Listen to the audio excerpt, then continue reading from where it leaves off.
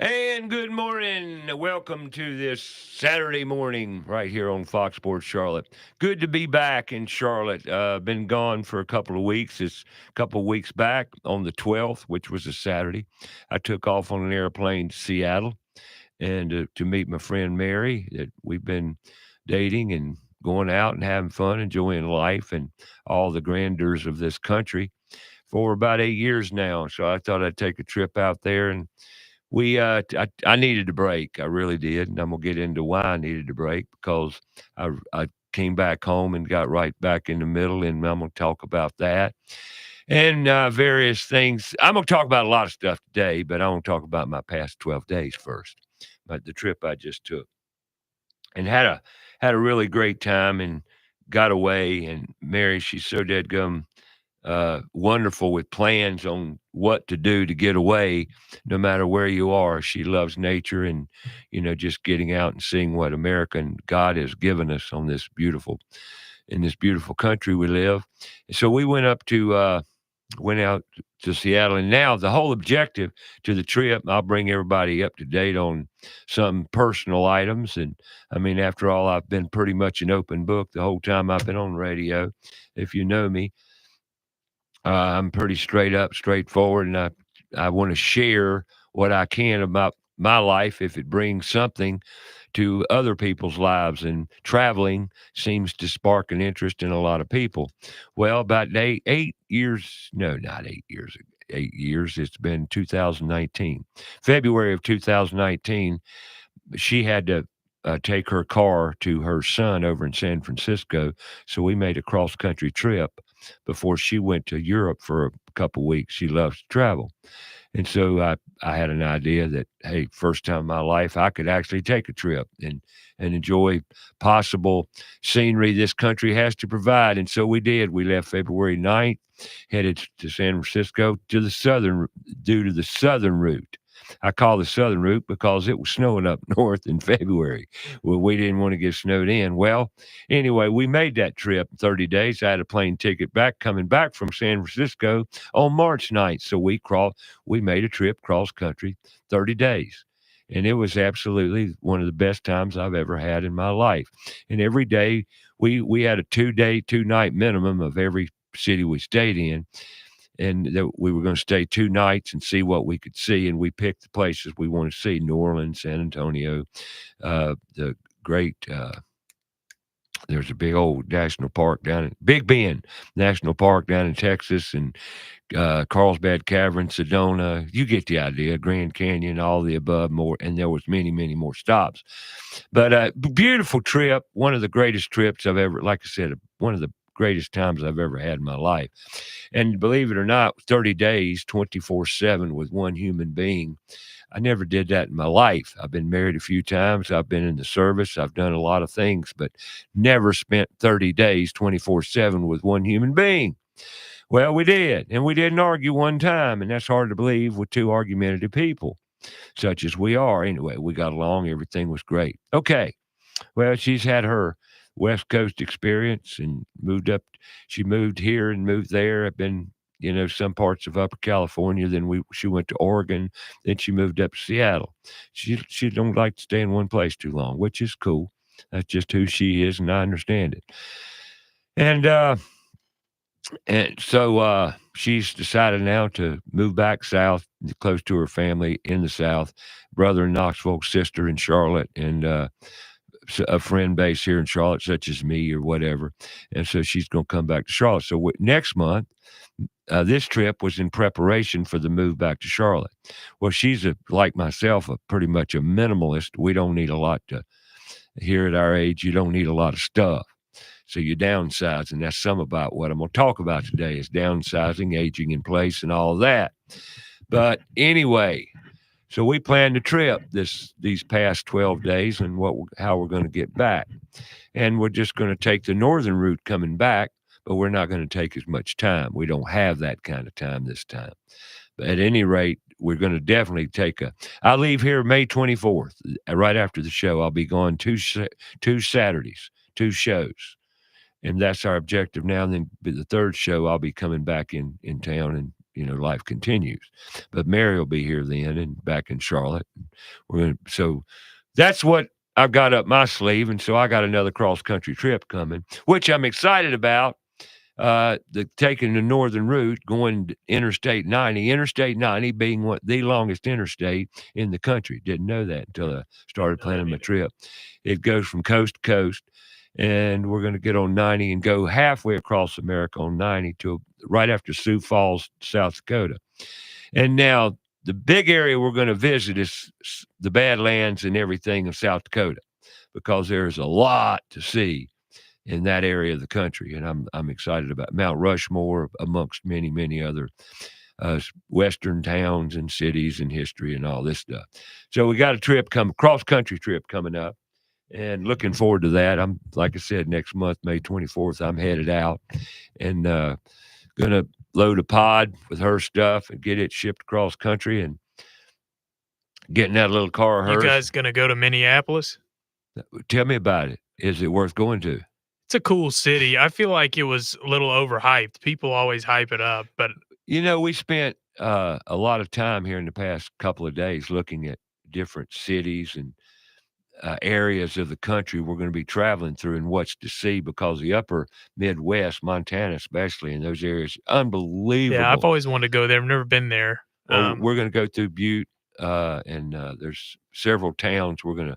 But there again, you've got to kind of map it out, because you've only got so much time. Yeah, you got to plan it.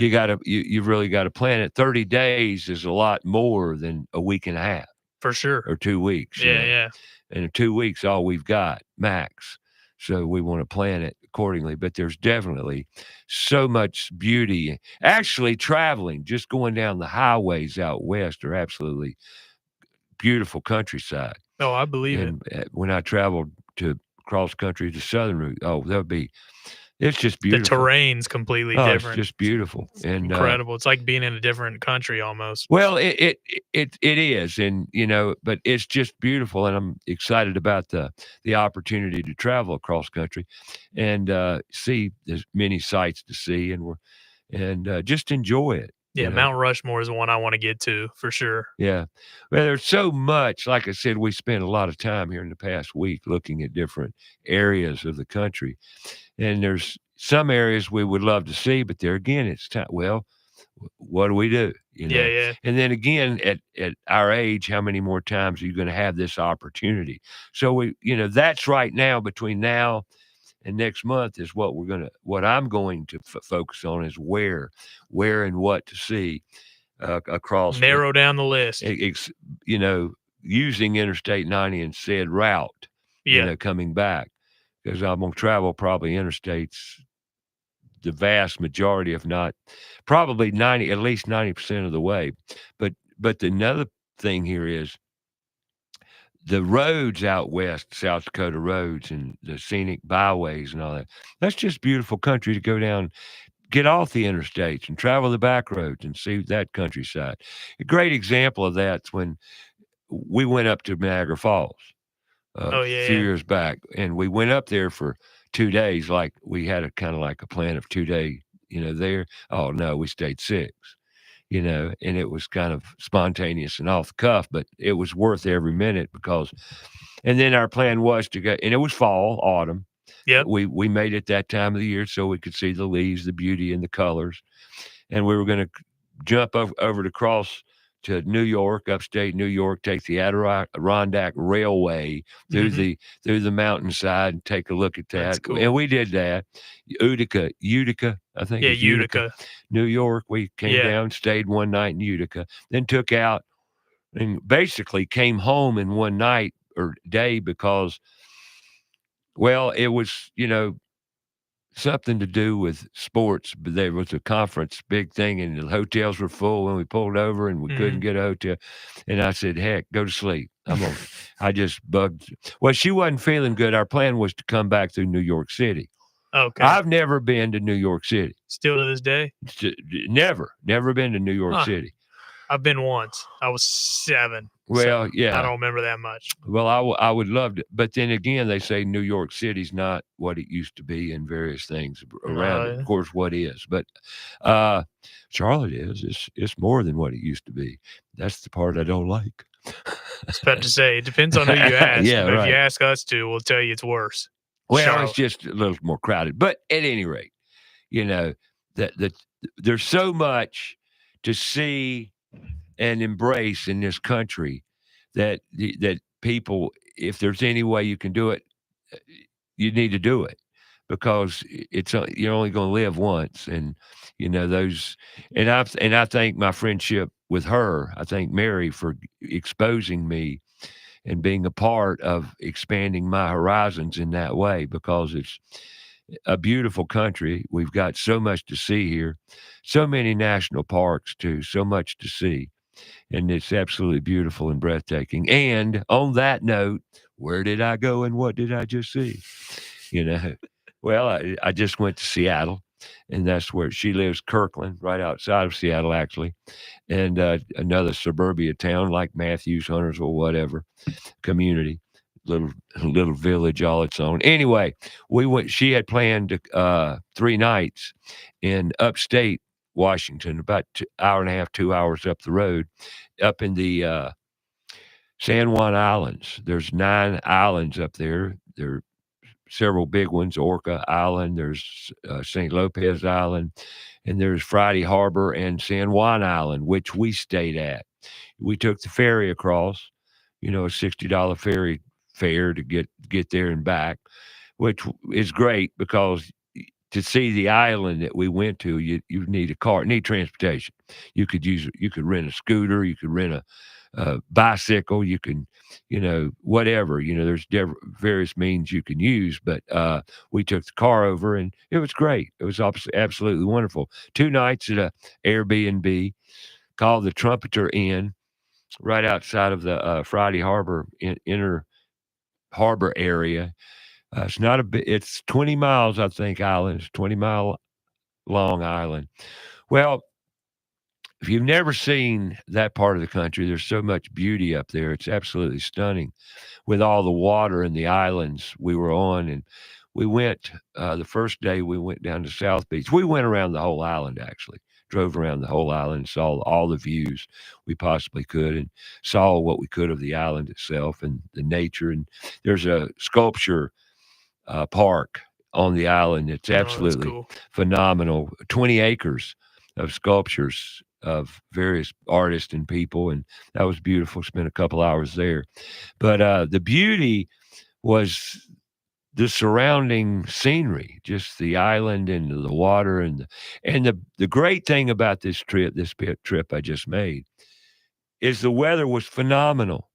We always luck up, she and I don't know how it happens, but Hmm. if you hadn't heard Seattle, it I was rains about all to the say, I time. thought it would have It rained rained. almost every day. I didn't have a solid day of rain the whole time I was gone, which Wow. was yeah, which was a big wow. Now we had some rain showers, don't misunderstand me, but it didn't rain all day. Like I didn't hear the water constantly beating down on the concrete, Right. like I normally do. So Yeah. yeah, it rains a lot, but we had clear weather. The first day we were up there, we went to South Beach and down. Beautiful, beautiful, looking south east out over the tip of the island. Well, then the next, and you could look up and see the Canadian Rockies over the waterway there. I think it's the Puget Sound or part of it, and then we look across and see the Canadian Rockies with some haze, and they weren't clear. They were clear, but they just had haze to them. And then we, rode down to the tip and around at beautiful sights, but we didn't see this one little road, which I'm gonna tell you about the next morning. Next morning, I woke up, walked out of the Airbnb, looked out southwest where I was yesterday. Absolutely beautiful skies, clear as a bell. The mountain, the mountain range was absolutely vibrant with sunlight and beauty and snow and just. That's awesome. And then we rode back down there, found a little side road that was there, and said, "I'm gonna take this," and then it went up to an overlook. Wow! like, wow. I did a video. I need to publish it. I may have. I can't recall. But it was absolutely beautiful. But and we spent the rest of the time up there. Not much to do at Friday Harbor. Not much to do. Just and and let me tell you, wherever you go in Seattle, it's not the cheapest place to live in the world. It is Yeah. everything you do. Everything's very expensive. A lot of those West Coast cities are like Yeah, that. it's 30% cheaper to 32% cheaper to live in Charlotte than it is in Seattle. That's what they say in the books. San Francisco is even worse than Seattle. Yeah, yeah. Folks, you today I'm going to talk about your house. I'm going to talk about a lot of things. I'm going to talk about why you got me solo, and that's part of our issue in this day and time about people's commitments, people's time, and what the heck is going on. It just seems like we're too busy. We'll talk about that. We're going to talk about aging in place. We're going to talk about home improvement, planning, how important it is, decks, porches, garage doors, battery tools. The weather is coming up, Charlotte's weather. That's one of the big things about Charlotte. What's the weather like here? It's hot as heck in the summer. We're going to talk about it because heat's going to be here before you know it. Much, much more to talk about. Crawl spaces, pressure washing, mosquitoes, painting, being prepared, and Put Tools in Schools update. 3 hours. Love to hear from you. You want to talk about something? 704-227-8986. I'm Ray Terry, your host. You got me solo today. 3 hours of my mouth. I look forward to it. Come on back. We'll talk. 704-227-8986. Love to talk to you right here on Fox Sports Charlotte.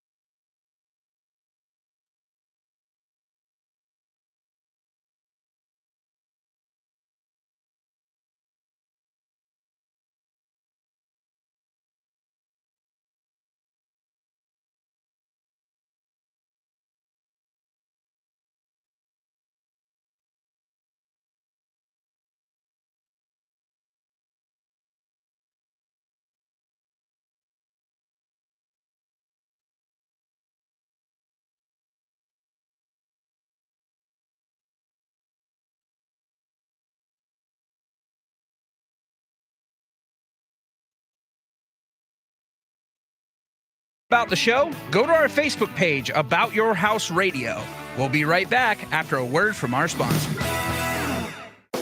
Mike Libretto here, inviting you to come in and experience Charlotte's best New York pizza and great Italian food at Libretto's Pizzeria. Serving Charlotte proudly since 2008, Libretto's pizzas are sure to please by the slice or grab a whole pie. Pastas, entrees, great appetizers, sandwiches, and wings. A menu to please the whole family. Dine in or takeout, available 7 days a week. Visit us online at librettospizzeria.com or call us at 704-714-1442. That's Libretto's Pizzeria. Stop in and become part of the family. Go outside and take a look at your home. Are the gutters doing their job? The number one enemy to your home is water. Most homes are built with small, inadequate gutters and small downspouts. ABS Insulating has a division of the company that does nothing but gutter services. All gutter services: cleaning, maintaining, repair, new downspouts, replacement, and new gutters with many types available. They're a leader when it comes to gutter protection. Call ABS Insulating today, 704-821-4343 or absinsulating.com. Carolina Foundation Solutions is a family-owned and operated company and a licensed general contractor in North and South Carolina, providing foundation solutions from the mountains to the sandy shores of the coast. At Carolina Foundation Solutions, our objective is to help educate, offer guidance, and provide assistance. With over 200 years of combined experience, our family of experts are ready to help protect and repair your largest investments. If you have a problem, we have a solution. Call 877-883-4626 or online, carolinafoundationsolutions.com. Owens Chimney Systems is known for all professional chimney services since 1989, including chimney cleaning, recommended annually, chimney evaluations and inspections, any and all chimney repairs and restorations, gas fireplace and gas fire log service, furnace cleaning, cleaning out one of the most overlooked appliances in the home. Get it done right the first time. That's Owens Chimney Systems at 704-554-9595. Or you can visit us online at owenschimneysystems.com. Have a comment or question for the show? Call us 704-227-8986. That's 704-227-8986. Now, back to the show.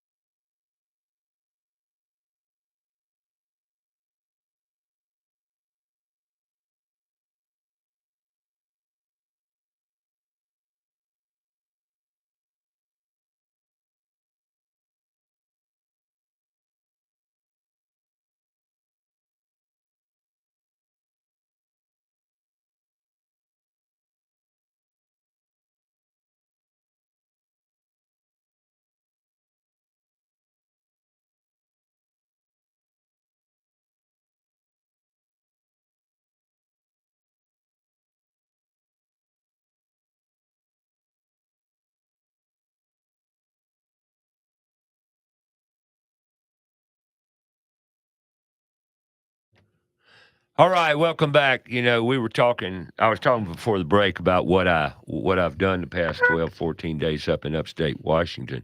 And I was talking about my travels here in the past, well, since 2019 when I started my travels.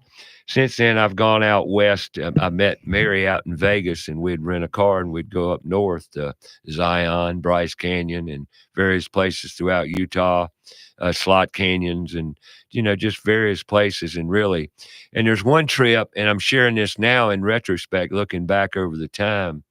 And one time I went out there she lived in Klamath Falls, Oregon.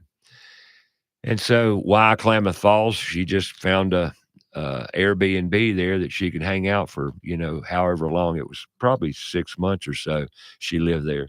And I visited her out there, and we took her car, and we took a trip about two-thirds up the Oregon coast north toward Washington State. And then we turned around and drove completely down the Oregon coast from that point down. And that was down to Humboldt County in Northern California to visit a friend of mine that used to live here in Charlotte.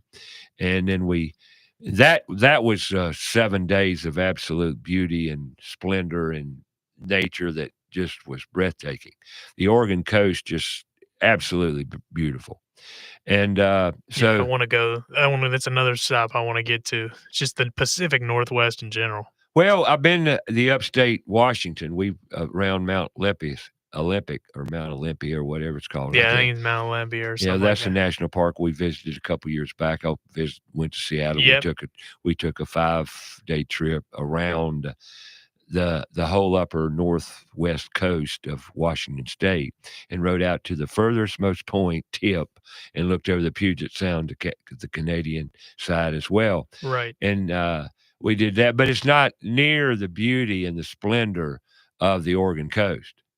It just didn't. Washington's coast just doesn't have touch it. No. I mean, it's pretty. The coastlines are always got their own character and splendor and beautiful. It's just like the Niagara Falls. The Canadian side's better than the American. Unbelievable. Yeah, Canadian. And I've talked to several. Well, we went over on the north other side, the Buffalo side. Yeah. The state side. And the Canadian side's by far the best place to visit in my account, being up there and spending 6 days in that area, and beautiful. But there again, the Oregon coast up and around Utah, there's places out in Arizona I would love to see, but the whole reason I'm talking about it is because it's something to share and encourage people to do. Didn't a guy just texted? Yeah, John Wade commented that he said he and his wife landed in Phoenix last April. They were touring the West Coast. They drove to the Grand Canyon, Hoover Dam, and Vegas, and then drove the coast from San Diego to San Francisco. So he said he completely agrees everyone should take the opportunity to see how beautiful our country is. Oh, we've got so many beautiful areas. And one time we went, we went out to down the Oregon coast to Humboldt County. Let me finish this road trip. Then we rode back to Klamath Falls, it was a 7-hour drive, I think, back to Klamath Falls, or 5 hours or whatever it was. I did it, and then we took a laundry night, what we call it, and did our laundry. Yeah. Packed up the next morning and rode to Yellowstone and through Idaho and what have you. And that was one of the most beautiful trips I've ever made as well. Surreal. I can't sit here today after the places I've been and say that one place captured me. There's some at the top, and Grand Canyon will always be, to me, at one of the top of my list. Yosemite, another one. But did you like the Grand Canyon more than Sedona? I always ask people this. I've been to both. Oh yeah. As far as it's grander, that's magnificent, just unbelievable.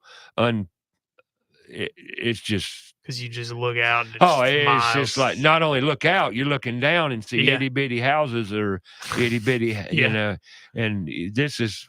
It's just and there's some wildlife. I got emotional and started crying literally as I sit here and think about walking out to that overlook and looking out. Just made me took my breath, took everything away, and so that's kind of one of the tops. But there again, Yellowstone, right up there too. There's parts of Yellowstone that equal the Grand Canyon. And, and like I said, we were in we were in Yellowstone for another 4 or 5 days. Then we went down to Jackson Hole, spent 2 nights in Jackson Hole, then rode back to Klamath Falls. So, point me bringing all this up, I just had another little taste of America and the upper Northwest, and it's beautiful. And I'm going to jump on a trip cross country, coming back from Seattle, cross country in the northern route in a month. And if there's anything anybody wants to share, love to hear your story. You can text us. You can go on Facebook Live. We're there now. A lot of comments coming in, apparently, because it looks like it. I can't read them. It's too far away. Brent said, good morning. He's glad to have you back, Ray. Good to be back in a lot of ways. And in a lot of ways, it's good to be away. I love spending time away. At times, I needed a break for sure. And Barry Fletcher and Joe Lane also said good morning. Barry Fletcher. Oh, good to hear from Barry. Hope he's doing well. Good morning, everyone. Good to be here. Good to hear from you. Like I said, you got me solo. Why am I solo?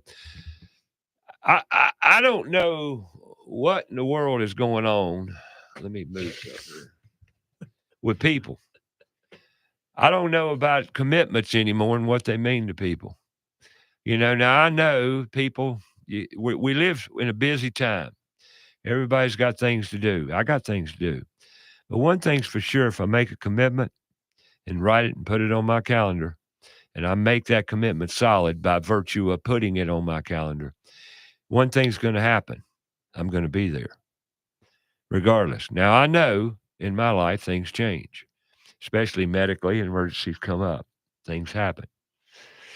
But priorities are, to me, personal commitments to outcomes. Okay? Well, I had guests planned today, and all of them have canceled and wanted to reschedule, which now I sit here to tell you, and I don't want to be a hypocrite. I want to be just as honest as I can be, how much I do understand, and I'm compassionate and understanding about things coming up. But some of it doesn't make sense. And I'm not going to go into depth on some of my. I was supposed to do a promo, and they're connected with city government, and I'll just say it out right.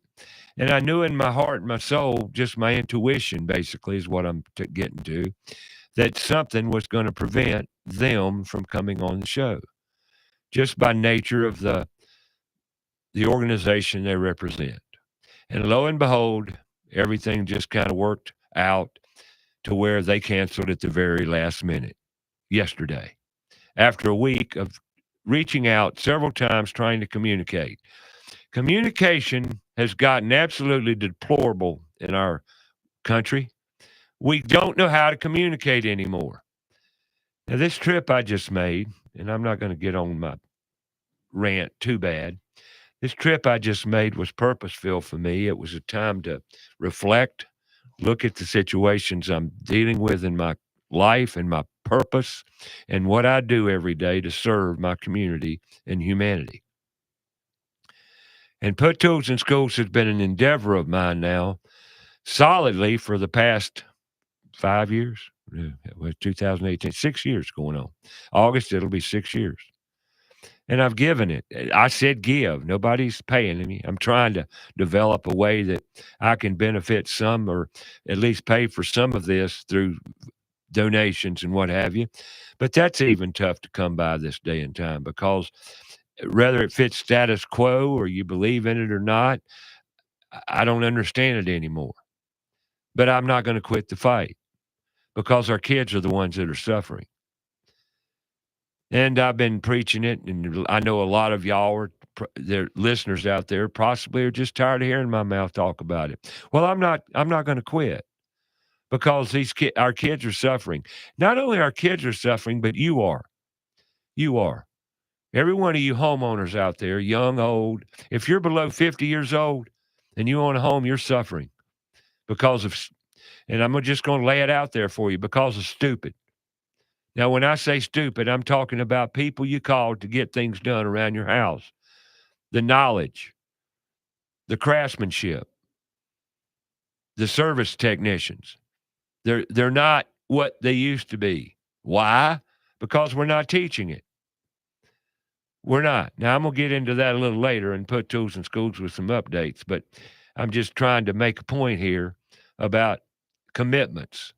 What the goals are, how do we change what's going on? How do we make it a better place where you can depend? And today the show's going to be about something that I preached years ago and kind of got away from, and I'm going to go right back there because regardless, if you own a home, if you live in a home, if you rent property, you need to have basic knowledge of your environment and what you're living in and around. And for all those things. If you own a home with property, you got grass, you can plant a garden, you've got space, you've got a money pit, because it takes you constant yearly activities to keep that house up and maintain it. So you need to get intimate. You need to get down and dirty, intimate with your home and what you're dealing with around your home. And I'll give you some basic examples I just made a trip. I just made a trip out to visit my friend Mary, a female of my age, and she lives in an apartment. Who takes care of that apartment? Typically a landlord, right? What do? You get on the phone, you call them up, say, my sink stopped up. Well, why can't you go in there and fix it? And then the question would be, why do I pay rent? Why do you pay rent? For a roof over your head and, some security, well-being. I get that. I do. But every time you want something fixed, you got to pick up the phone and have somebody come fix it. Then when they come fix it, do they know what they're doing? You trust they do because of their job. They wouldn't have their job if they didn't know. Wrong. There's plenty of people that get jobs that they're not qualified for in every industry. Now, am I to be critical of everything? Well, kinda. Yeah, that's my job. That's what I do. I am a critical person. Why? Because I've learned to do things the right way. Not live by all the rules. That ain't, to me, the right way. The right way is doing it the right way physically, on hands-on. You understand? All the regs and rules and all that, I ain't talking about that. Talking about working with your hands and your mind, critical thinking, and doing things. So I go in there every trip I make to somebody's house, there's something wrong.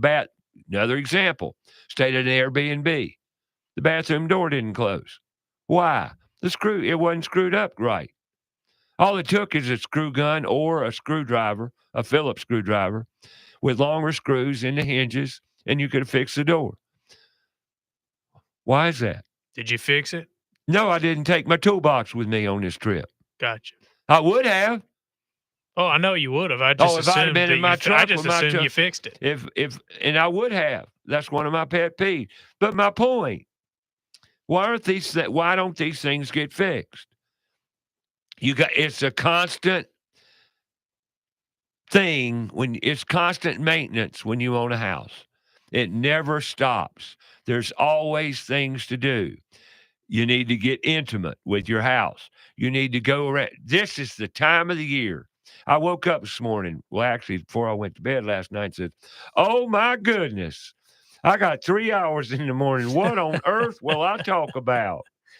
And I said, you know, Ray, that shouldn't be an issue for About to you. say, I don't think you'll have a problem with it. So what did I do? I said, put it to bed. Put it to bed. Go get up in the morning, come in here with your pencil and pen, and it won't take you long. And, you know, and it hit me. I said, Lord, have mercy. Look at the time of the year it is. Here we are, April 25th. Or is it 26th? It's 26. 26, yeah. I'm on time, jet lag here. I came back to Red Eye Thursday night. How'd that go? Sometimes those are a it little was shaky. one of the shakiest flights I've ever been on. Tried to sleep through it. You know, did a couple gummies on the way back so Right. I would sleep. Yes. It worked good and did me a I couple. can't sleep on a plane. It doesn't Well, matter. hey, look, I didn't say I slept soundly. Believe me, I was shaking the whole time. But anyway, No, it went halfway, you know. So I got in bed about 7 o'clock in the morning. Yeah. And slept till noon yesterday. I didn't want to, but I had to. I was just. You got to do what you got to do to recover. Yeah, and you lose 3 hours. Yeah. It just kind of disappears between here and there. You just get used to the time is. change, and then you go right back. Right. So anyway, not a big deal. But what was I talking about? You're talking about getting intimate with your house. It's that time of year. I just didn't know which part I was on yet. Yeah, And now it's April 26th. It's April 26th, and, you know, it's spring. Spring is sprung, and the carpenter bees are out. The dadgum bugs are on us again. Mosquitoes are on the rise. It's that time of the year that everybody kind of springs up and says, woo, look at the pretty weather, right? Mm-hmm. Isn't it that time? It's that time. You know, and the pollen's about done, I think. I ain't been here for 2 weeks, but it's somewhat. I'm sure it's more under control than it was. Good God, for a couple weeks it was way out of control. It seemed like because my boots turned green 3 or 4 times. I mean, everywhere you look, everything was green. Before I left, every time I went anywhere, my boots turned green. I think it was worse this year. It's been a long time. They say that every year because the winters are so much more mild now that the pollen, it's that much more brutal. Well, it is. It's terrible. And somebody, you know, on my trip, people say, you know, at the Airbnb, you meet people from all over the country. And we're talking about the weather of Charlotte. You know, the weather of Charlotte is, and I want to talk about it here today because the worst time of the year is summer in Charlotte. Wouldn't you agree? Oh, 100%. Hot, humid summers. Well, we got to crank up for that. And I'm going to talk about it some. Well, hey, right now is about as good time. Seems like they're getting longer too, and earlier. Well, you know, it's always been the end of May. We're about to move out. We're about a month out from heat. Memorial Day weekend. Exactly. World 600. Yep. Growing up in Charlotte, North Carolina, World 600 in the heat it's kind of what I consider it a pops marker. its head up that day and says, "Dang, it's hot outside." Yep. Wow, summer's here. You know. Well, if you live in Charlotte and you own a home and you are struggling to have comfort in the summer times, now take your time right now to think about this. And if you're struggling and you want answers, we talk about this every year on this here show. And right now is the time to service and inspect, maintain, change your filters, upgrade, check your pressures, all of that in heating in your air conditioning system, your cooling system. Don't wait until the last minute. Although, who do you call? Who do you believe? And what do you believe? Now, I'm going to talk about some warnings today because I have to. That's my job. And warnings about what? About getting scammed, about being upsold, about all the things that companies are trained to do. They're trained as much to upsell you in some companies, not all companies, but some companies are training their people, their technicians. They teach them more about selling than they do repairing and being a good technician. Now, that's harsh for me to say, I know, but it's a fact. And how do I know this? Because I've had technicians come and tell me the stories. Now, I'm not saying every company, but my bottom line is it's my job to just throw out there what the environment's like in our service industry. Isn't that what we do here? Yeah, pretty much, yep. Now, you like it, fine. If you don't, I don't care. I can't control that. All I can do is tell you the truth. What you do with it, it's on you. Who do you believe? What do you believe? And you think just because they're spending big bucks on TV to market their company, they're trustworthy. They are. They're trustworthy, but you're going to pay for it dearly. And yeah, they'll keep you running and they'll keep you comfortable, but you're going to pay for it. And how much do you pay and how much is really necessary? Okay. That's all I can say about that. I'm saying be careful. Buyer beware. I know, and that's exactly the point behind Puttos and Scholes, is raising the awareness of the career pathways and opportunities to being a good, solid service technician in the trade of your choice. The trade of your choice. Okay? Is it break time already? Yep. Where does time go? Flies by every Saturday. My gosh, I just finished the last break. That's radio. You just start running your mouth, it goes away. 704-227-8986. Let's talk about being cool in the summertime. And, I just left Seattle. They don't put in air conditioners in Seattle. Don't need it. Don't need it for the most part, although I heard there are a few stretches, though, lately. They got above 100 degrees last year. Yeah. But we'll talk more cooling when we come back. Here on About Your House. Join us.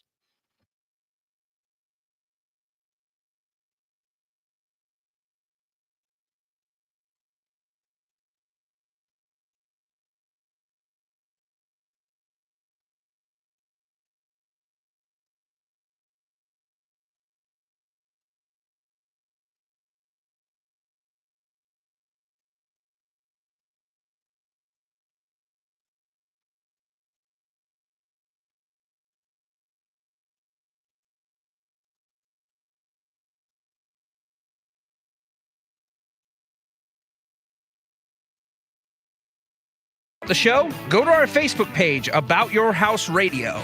We'll be right back after a word from our sponsor. There's big news in the Carolinas. Queen City Audio, Video, and Appliances is now Queen City Home Store. For over 70 years, we've been your trusted retailer for appliances, electronics, and more. Now, we're taking it to the next level with a new name, a fresh look, and more ways to serve you, offering the same outstanding service you've always counted on, while bringing you everything you need for your home. Queen City Home Store. Same great service, more possibilities. Visit us at queencityonline.com. John DeLand here for Crowntown Cannabis. We at Crowntown Cannabis care about you and your health. All of our products, from edibles to topical creams, are all third-party tested for purity and quality. 4 locations, open 7 days a week to help you with any concerns you may have. Monday through Saturday, 10 a.m. to 7 p.m. Sundays, 11 a.m. to 6 p.m. You can call us at 704-412-7121 or online at crowntowncannabis.com. The professionals at Kilo Exterminating Company have over 70 years of experience in pest control. Throughout the years, they always pride themselves on maintaining the highest standard of quality and customer service, with every technician being state certified. And moisture readings are standard with every inspection. Their top priority is ensuring your home is free from pests such as ants, mosquitoes, termites, and any other pests wreaking havoc on your home. That's Kilo Exterminating at 704-333-9855 or online, kilo.biz. That's 704-333-9855. Hi, I'm Sam Attero of AteroMedia.com, and I love empowering my clients and partners to make the most out of today's latest digital media tools. We specialize in building production systems and podcast studios for small to mid-sized churches and local businesses here in Charlotte. Do you need new media production gear? Do you need help learning how to use it? You're in great hands with our family business, Attero Media of Charlotte. That's ETTARO Media.com. Have a comment or question for the show? Call us 704-227-8986. That's 704-227-8986. Now, back to the show.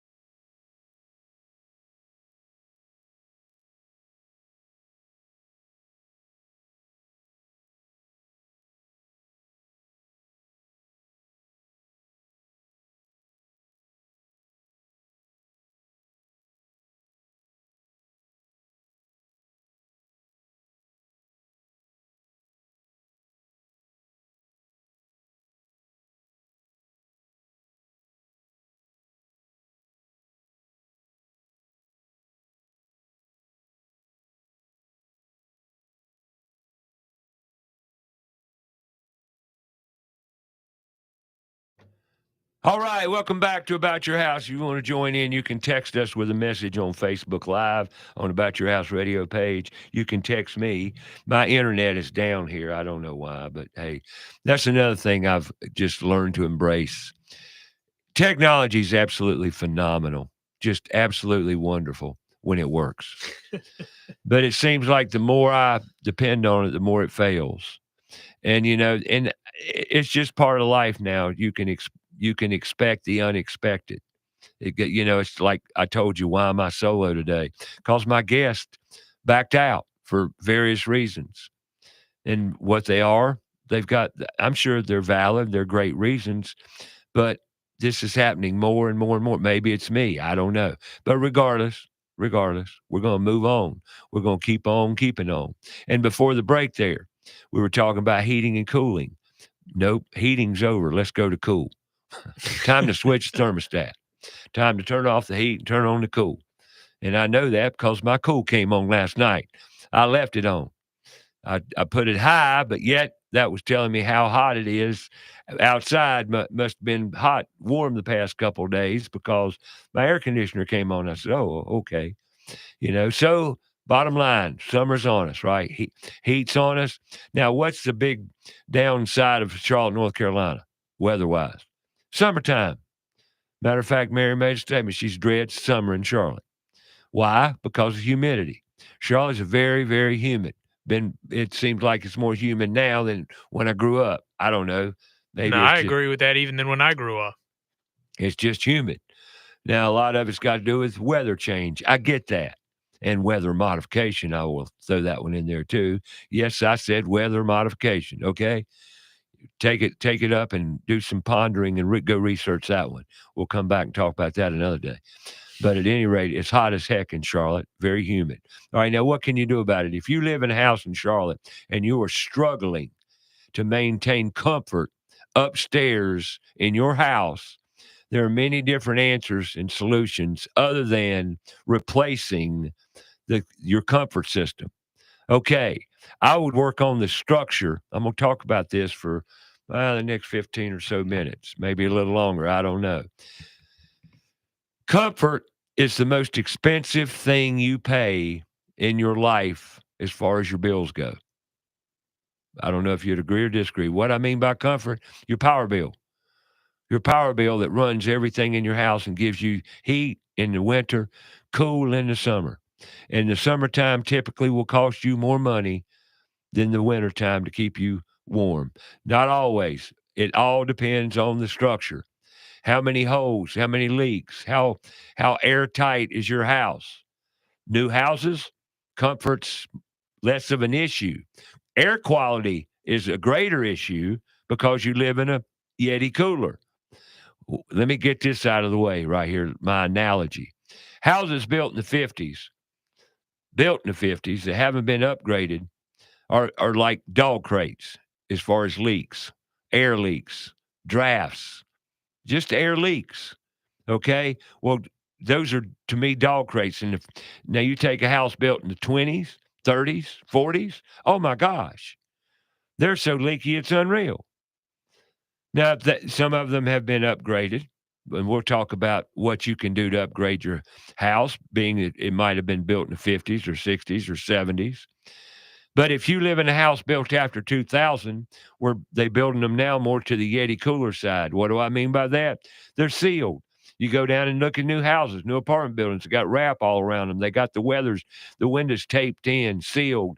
They're building coolers to maintain comfort. Well, they've done a pretty good job in certain areas with all this new technology, but in other respects, the air quality is worse than it's ever been because of transition. See, I've been around a while, going on 55 years in this industry. I've seen a lot of changes, and a lot of them have been tremendous and wonderful changes to the good, but a lot of them have had just side effects. The drug side effects. We got building side effects, and you've heard of them through the years, such as environmental hazards in construction materials, formaldehyde in building products and the off-gassing of certain vinyls and plastics and all, and how detrimental that is to your health and well-being. Those changes have happened. And we talk a lot about environmental toxins because of the air isn't circulating as much. Devin Arnett with CDA Environmental comes on the show at least once or twice a year, and we talk about this because environmental toxins are hazardous to your health and well-being. But yet, the tighter we build the houses, the more contaminated the air becomes in that space. I'm throwing these facts out there, folks. Do your research. Air quality, it's very important. ERVs, electronic ERVs are environmental energy, energy recovery ventilators. ERV. There you go. All these EMFs and the all these acronyms. I can't memorize them all. There's too many of these this day and time. ERV, energy recovery ventilator. That needs to be installed on new houses because what it does is it exchanges air and saves the energy from the energized air, if that makes any sense. It's just a way of recirculating air for better air quality. Okay, how do you make if you've got a house, 2-story house, because normally I ask how many units you got. If you've got a 2-story house, first question you ask yourself, how many units do you have? And they say, what do you mean by units? How many how many compressors are outside in your backyard or beside your house? Is it 1 or 2? If it's 1, it means 1 compressor's trying to cool and maintain your comfort in the whole house. Is it a heat pump or is it a gas divided unit, a fossil fuel unit like gas? Is it gas or is it electric? Is it a heat pump? You got to break it all down. Well, then again, if you've got gas, where is it? Is it in the attic? Is it in the basement? Have you in the crawl space? All these questions are necessary. Now, a lot of times people ask me, what's better, a crawl space or a slab, right? We've heard that question on the show. Yeah. Well, in the respect to comfort, a slab would be better. Less holes, less air ventilation, less penetrations coming into the envelope of the house. Makes sense? Yeah, makes sense to me. You got a sealed floor. If it's done correctly, that can be a tremendous benefit in your energy cost. Now, granted, remodeling and various other aspects of a slab, we can talk about that in another show. But the point is, your floor is sealed. Sealed. If you live in a crawl space, now I'm going to cover this a minute. If you have a crawl space and you live on a crawl space, you need to have that crawl space inspected at least once a year. Okay, you don't want to spend the money to have it inspected. What's it cost? Call Kilo Exterminating. Kilo Exterminating. And have them come out there at least once a year. Call any exterminating or pest control company you want to. I'm saying Kilo because they're not an upsell company. They come out there and do a job. What job do? They crawl into your house. They inspect it for termites and wood-eating insects, invasive insects that can cause you major structural damage, cost you a lot of money. They'll crawl your whole crawl space. They'll do moisture readings. Moisture readings, what is that? Well, moisture readings are just what it sounds like. It reads the moisture content in the foundation structure of your house. And if it's above 17, 18%, they're going to come out and tell you. But normally in Charlotte in the summer months, moisture readings are going to read on average, but in the lower 20s, somewhere between 19 and 25 typically. How do I know this? Years and years of checking through Kilo Exterminating that make at least 3 to 5 checks under every house they crawl under, moisture readings, and they have history. They make a file on a resident, and they keep that file. And you can go back and look over the years and see how it fluctuates. February, the readings are going to be lower because why? Winter is dry in Charlotte, North Carolina. Winter is very dry in Charlotte, North Carolina, typically.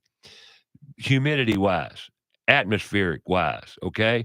Summertime, humidity is outrageously high. Now, crawl spaces.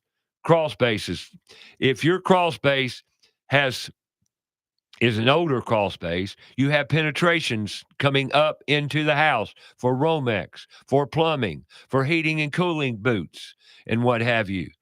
Around all the boots, plumbing penetrations, wiring, electrical penetrations, and ventilation penetrations. What do I mean by that? Well, if you've got a downdraft, for example, like a Gen Air or a KitchenAid downdraft range, they cut a hole through the floor to put the ductwork to come through the floor. And over 60%, I'm gonna be good on this, a little conservative actually. Probably 60 to 80% of the time I replace a ventilation system, the hole going through the floor is wide open to the crawl space. That is a big hole, a major hole letting air from the crawl space into your home. But you don't even know it's there. You can feel it in the winter. You feel this draft coming under your cabinet. You say, where's that air coming from? You got a hole going through the floor. You can't see it, but it's there. And I've seen it many, many times. So you need to fill those penetrations. But I got to take a break. And when I come back, I'm going to talk about how and where you're losing your energy and where you're paying all the big bucks and you're still not comfortable. We'll talk about that because summer's around the corner and we need to talk about it. Give you greater comfort. Attic tents. What's that all about? Certainly talked about them enough on this show over the years. We're going to talk about that. Ways to save money, gain comfort, and live a happier life. Right here on About Your House. Tune in. Fox Sports Charlotte. We'll be back with more next hour.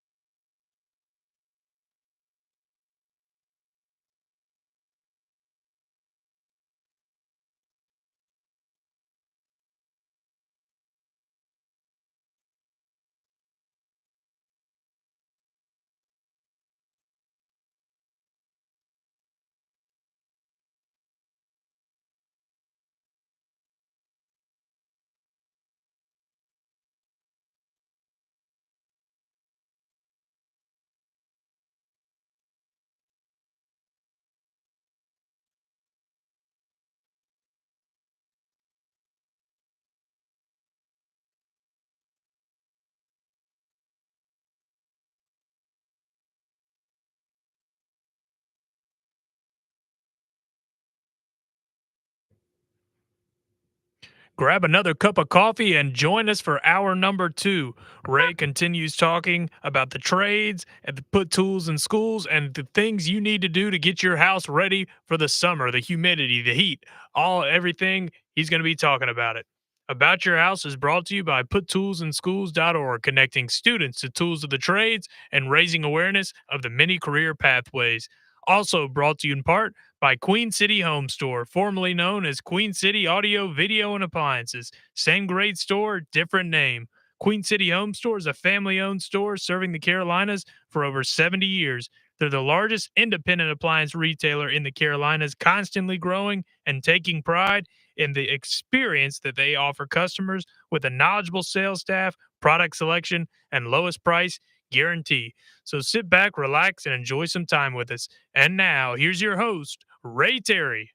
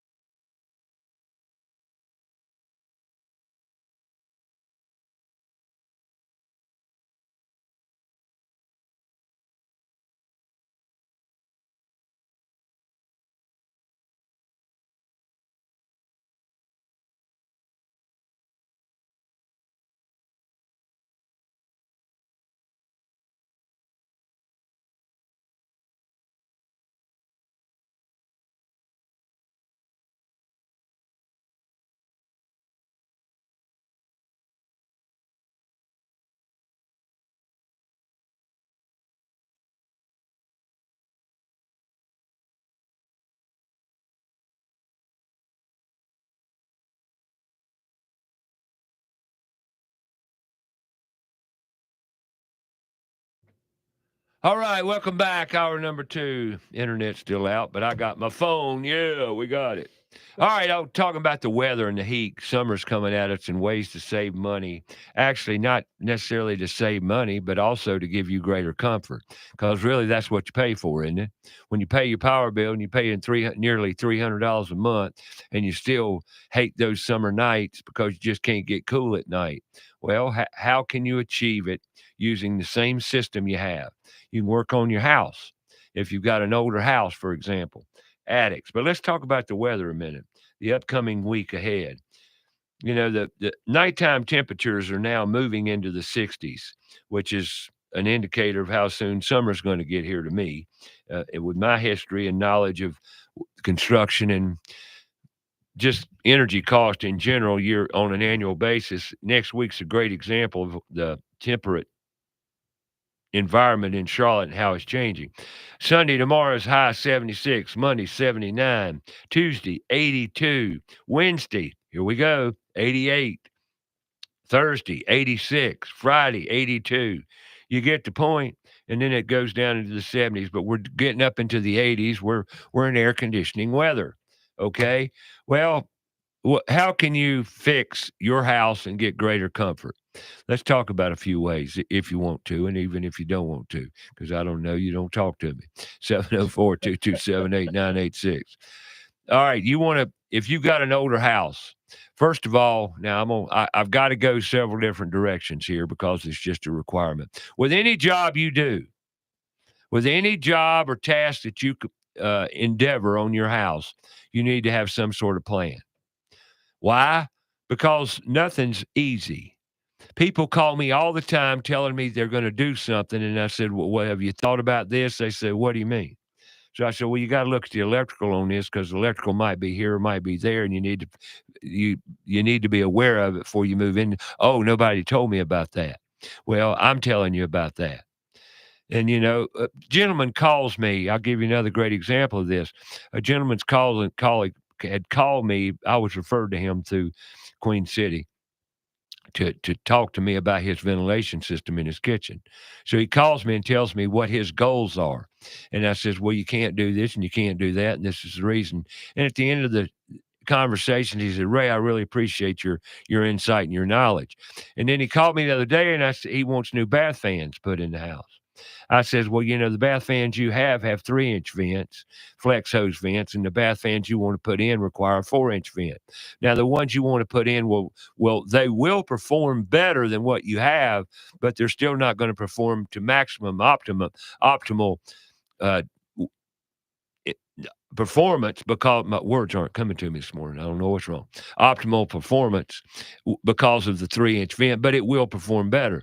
And he says, well, I would have never known that. I said, how would you? It's hidden and you've never changed a bath vent. Well, that goes with every aspect of what you do in your house. Okay, you want to increase the efficiency of your house and your comfort. You need to go in your crawl space and do an air seal. Have a company such as ABS Insulating. ABS Insulating has done air seals and home insulation, residential insulation for many years now. And they know how to do these. You don't have to re-insulate the whole crawl space, but you need to upfit it, upgrade it. Around the boots, for example, I talked about a crawl space. Around the boots. A lot of people don't realize this, but if your house was built in the 60s, 70s, 80s. They didn't pay a lot of attention to energy costs back then because it wasn't a great concern. Well, times change. Okay, they may have insulated the crawl space of your house, but how much did they insulate the crawl space of your house? What's the ductwork under your house? Is it metal? Is it wrapped with insulation? All these factors come into play. Do you need new ductwork? Not all the time. Although some companies would rather just rip out all the old and replace with new because, one, they make more money. When some companies could go in there and insulate your existing ductwork. Some houses are just fine with metal ductwork. But no, they'll give you every reason in the world why you need to go in there and replace it. And I know what they do. It's cause of money. Now, granted, Some old duct systems are antiquated and need to be replaced. I can't say that they don't. But just because it's old does not mean it has to be replaced. And I can give you many, many testimonials to what I just said over the years. But air sealing, all the boots coming to the penetrations of your house, the floor registers, they've got metal boots going through the floor. Those metal boots, if they're exposed to the crawl space weather, when I say crawl space weather, what I mean by the crawl space air, because your crawl space is not a heated space typically. Now, there are heated crawl spaces, enclosed, encapsulated crawl spaces. But if you've got a vented, little 8x16 crawl space vents around your house, you have a vented crawl space. And if those boots are exposed, meaning the metal part are exposed to the crawl space air. All right, let's talk about science here a little bit. Summer's coming. The humidity's up to 80% tomorrow with a temperature of 85 degrees. We got 80% humidity, 85 degrees outside. What's your crawl space weather like? Okay, let's talk about that. If you've got air conditioning ductwork going through your crawl space, that means every time your air conditioner comes on, you're should be having air flowing through that ductwork at about 58 to 60 degrees. Cool. That's air conditioned, energized air that you're spending money to cool, going through it, your evaporator coil with refrigerant running through it. That's what cools your house. Now, what do you get when hot air meets cold air? Hot surface meets cold surface. What do you get? What do you get, Richard? Come on, you've been to the science class on this show enough. What do you get? Hot air, cold air. What happens? Humidity. Every time. Every time. That's just a law of nature. Hot air, cold air, you get what? You get water, humidity. Yep. Okay. So that boot under your house that's exposed to that crawl space air. If it's an older house, that boot, not if, it's exposed. Where's that moisture run down to? Moisture will run down into the ductwork. Right. We see it all the time. You don't even know what's happening. Now, that moisture's in your ductwork. What's it doing down there? Getting getting mold and contaminated and just sitting there. A lot of homes in Charlotte have this condition and you don't even know it. Now, how can you find out? Have your crawl space inspected once a year. It makes sense. And then what would you do about the boot? Have a company like ABS Insulating, have them come out and assess your insulation needs under your crawl space after you've had a inspection of your crawl space by a third party or independent source or an exterminating or pest control company that you can rely on, trust, and depend on with peace of mind to get moisture readings and do an inspection. All right, on an 85, 90 degree day, if you go out and open your crawl space door and you feel a burst of cold air, what's that tell you? It tells you got a lot of air conditioning leaks. A lot of people don't know this. I've gone in countless houses over the years, and I'll be just crawling away, and all of a sudden this blast of cold air hits me upside the head, and you turn around and look, a complete duct boot, a duct has been disconnected from the main plenum. It's just spurting cold air under your house. Happens more times than I could count. How do you know? Now, then you got all this cold air, 58, 60 degree air coming out under your crawl space that you're wasting, and it's blowing out into an 85% humidity area of environment, right? What do you get? Moisture. And you go under houses in the summertime also, and there's dripping water off the ductwork. Why is that? I just told you why. You got hot, humid air in your crawl space. Now, how do you eliminate all these issues? You change the weather in the crawl space. How do you do that? First of all, let's go back to our cooling and heating of the house. That crawl space needs to be isolated from the living area, meaning the air is not going to invade the building envelope, the heat and cool area of that house your environmental controlled area of the house. You don't want any air from your crawl space going into that space. Now, how do you do that? With an air seal. Like I've said, 3 times now? You can call ABS Insulating, and you can get them to come out there and do an assessment. And the number is 704-821-4343. That's ABS Insulating, 821-4343. Now, I've just mentioned crawl spaces, and tell them you would like an assessment on what it would take to air seal your crawl space. They do it with different methodologies, including foam, various types of insulation, and air sealing products. And once you divide and close your space off, you're going to have greater comfort, because every time your air conditioner or heating comes on, you're creating a negative pressure, pulling air into every hole, and every hole that is between the crawl space and the living area, be it an electrical hole carrying wire, plumbing, or HVAC or ventilation. All those areas need to be looked at. All right, you can start with the crawl space. Have it inspected. Make sure of what you got to deal with.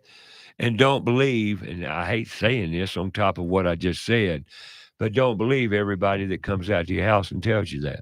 Unfortunately, you need to have a company that you can depend on. And CDA Environmental is a company you could call as well to do an inspection. And while you got them there, you ask them what all they could verify. Do you know the air quality of your crawl space? A lot of people get fear factored. Somebody will crawl into the house and say, I saw mold. Oh, no, the mold monster's under my house. Well, the mold monster is going to be under any house where you have moisture levels that exceed certain percentages. You're going to have mold and mildew. Why? Because you got moisture. You're feeding a living organism. You've got to eliminate that moisture and get it low.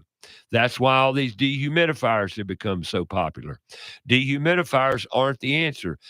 Totally. If you don't control the moisture coming in, how in the world are you ever going to save money putting a dehu under a house that you open it up to the outside weather and let 85% or 80% humidity come under there? Does that make sense? Yeah. Am I making sense? I hope so. Because these are factors that cost you money and discomfort. And I'm just talking about the crawl yet. We got to go to the attic next. Tony McAllister says condensation. So he also. Condensation. It's condensation. Tony McAllister replied, good to hear from him. He is, and he knows it very well, being the past owner of an HVAC company. Water is your enemy. As we move into the summer months, have you checked your gutters? Have you checked your roof? Do you know your roofing is good?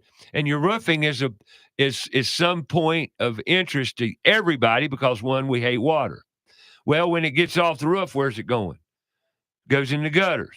Are your gutters clean? Have they been maintained lately? If they haven't, you need to have that done moving into the summer months. There are a lot of mosquitoes. That's a perfect breeding ground for mosquitoes. And also pathways for other rodents, rats, squirrels, what have you, that want to use your house for living quarters. Not only want to, they're going to if you give them the opportunity. And there's another thing moving into the summer months, But found that out the hard way with the squirrels in the attic. Yeah, it's that time of the year. Squirrels, it's mating season, and if you want to have fun and be entertained, go watch the squirrels during mating season. Just go up to your attic. Yes, it's hilarious. Okay, but back to comfort. All right, your attic space. Your attic space is probably as much of a focus. I would even focus more attention to the attic than I would the crawl. And I'm going to explain it to you once again, but I got to take a break. And then when we come back, you like that? When we come back, come back to the show. We'll talk more about the attics. Yes, we will. 704-227-8986 is the number. You can text me at 704-712-42. What is my phone number? 821-4644. Just flew away from me there. 712-4644. 704-712-4644. You can text me there because I don't have any internet on my computer here. For some reason, it ain't hooking up today. They make changes. That's one thing you can count on is change. Turn around, there'll be change. Get used to it. Turbulent times when it comes to change. All right, you're listening to About Your House on Fox Sports Charlotte every Saturday morning, right here on Fox Sports Charlotte. Download the free app, stream us live, go online. Your browser, foxsportsradiocharlotte.com, Facebook Live, YouTube Live, soon to be Spotify, and other platforms coming soon. We will keep you advised. Tune in. We'll be back with more About Your House.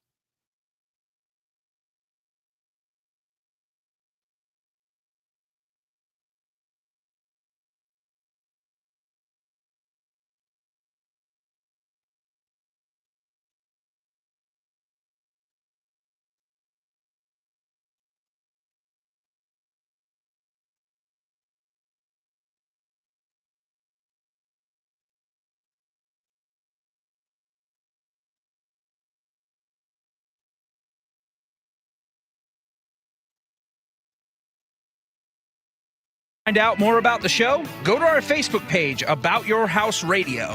We'll be right back after a word from our sponsor. Mike Libretto here, owner of Libretto's Pizzeria and Spinello's Pizza. I opened my first pizzeria in New York City in 2004. Not long after that, I took my passion to Charlotte, North Carolina, serving up a taste of New York City with great pizzas and authentic Italian cuisine. Come in, relax, and enjoy Libretto's Pizzeria, located off Johnson Road in the Ballantyne area.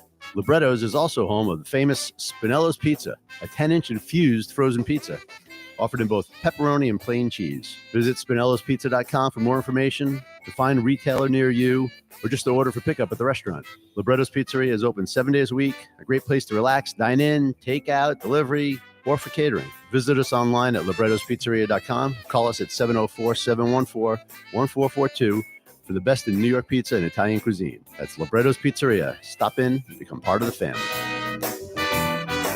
Go outside and take a look at your home. Are the gutters doing their job? The number one enemy to your home is water. Most homes are built with small, inadequate gutters and small downspouts. ABS Insulating has a division of the company that does nothing but gutter services. All gutter services: cleaning, maintaining, repair, new downspouts, replacement, and new gutters with many types available. They're a leader when it comes to gutter protection. Call ABS Insulating today, 704-821-4343 or absinsulating.com. There's big news in the Carolinas. Queen City Audio, Video, and Appliances is now Queen City Home Store. For over 70 years, we've been your trusted retailer for appliances, electronics, and more. Now, we're taking it to the next level with a new name, a fresh look, and more ways to serve you, offering the same outstanding service you've always counted on, while bringing you everything you need for your home. Queen City Home Store. Same great service, more possibilities. Visit us at queencityonline.com. The professionals at Kilo Exterminating Company have over 70 years of experience in pest control. Throughout the years, they always pride themselves on maintaining the highest standard of quality and customer service, with every technician being state certified. And moisture readings are standard with every inspection. Their top priority is ensuring your home is free from pests such as ants, mosquitoes, termites, and any other pests wreaking havoc on your home. That's Kilo Exterminating at 704-333-9855 or online, kilo.biz. That's 704-333-9855. Have a comment or question for the show? Call us 704-227-8986. That's 704-227-8986. Now, back to the show.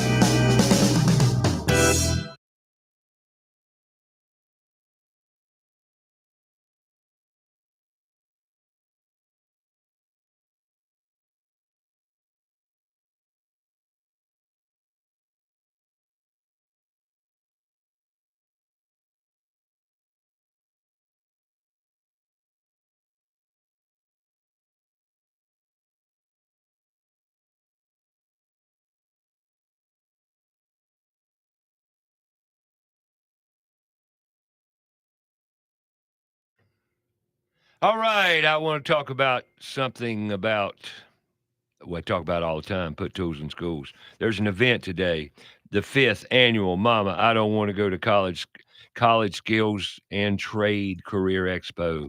It's happening, it cranks up at 10 o'clock at the Sugar Creek Rec Center, 10 a.m. this morning, April 26th. That'd be today.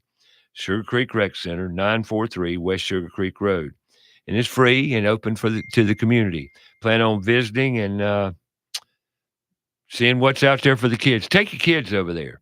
The problem is you parents don't know the opportunities in the trades as well, and this might be a opportunity to get your child, middle school, elementary, doesn't matter what age, get them involved.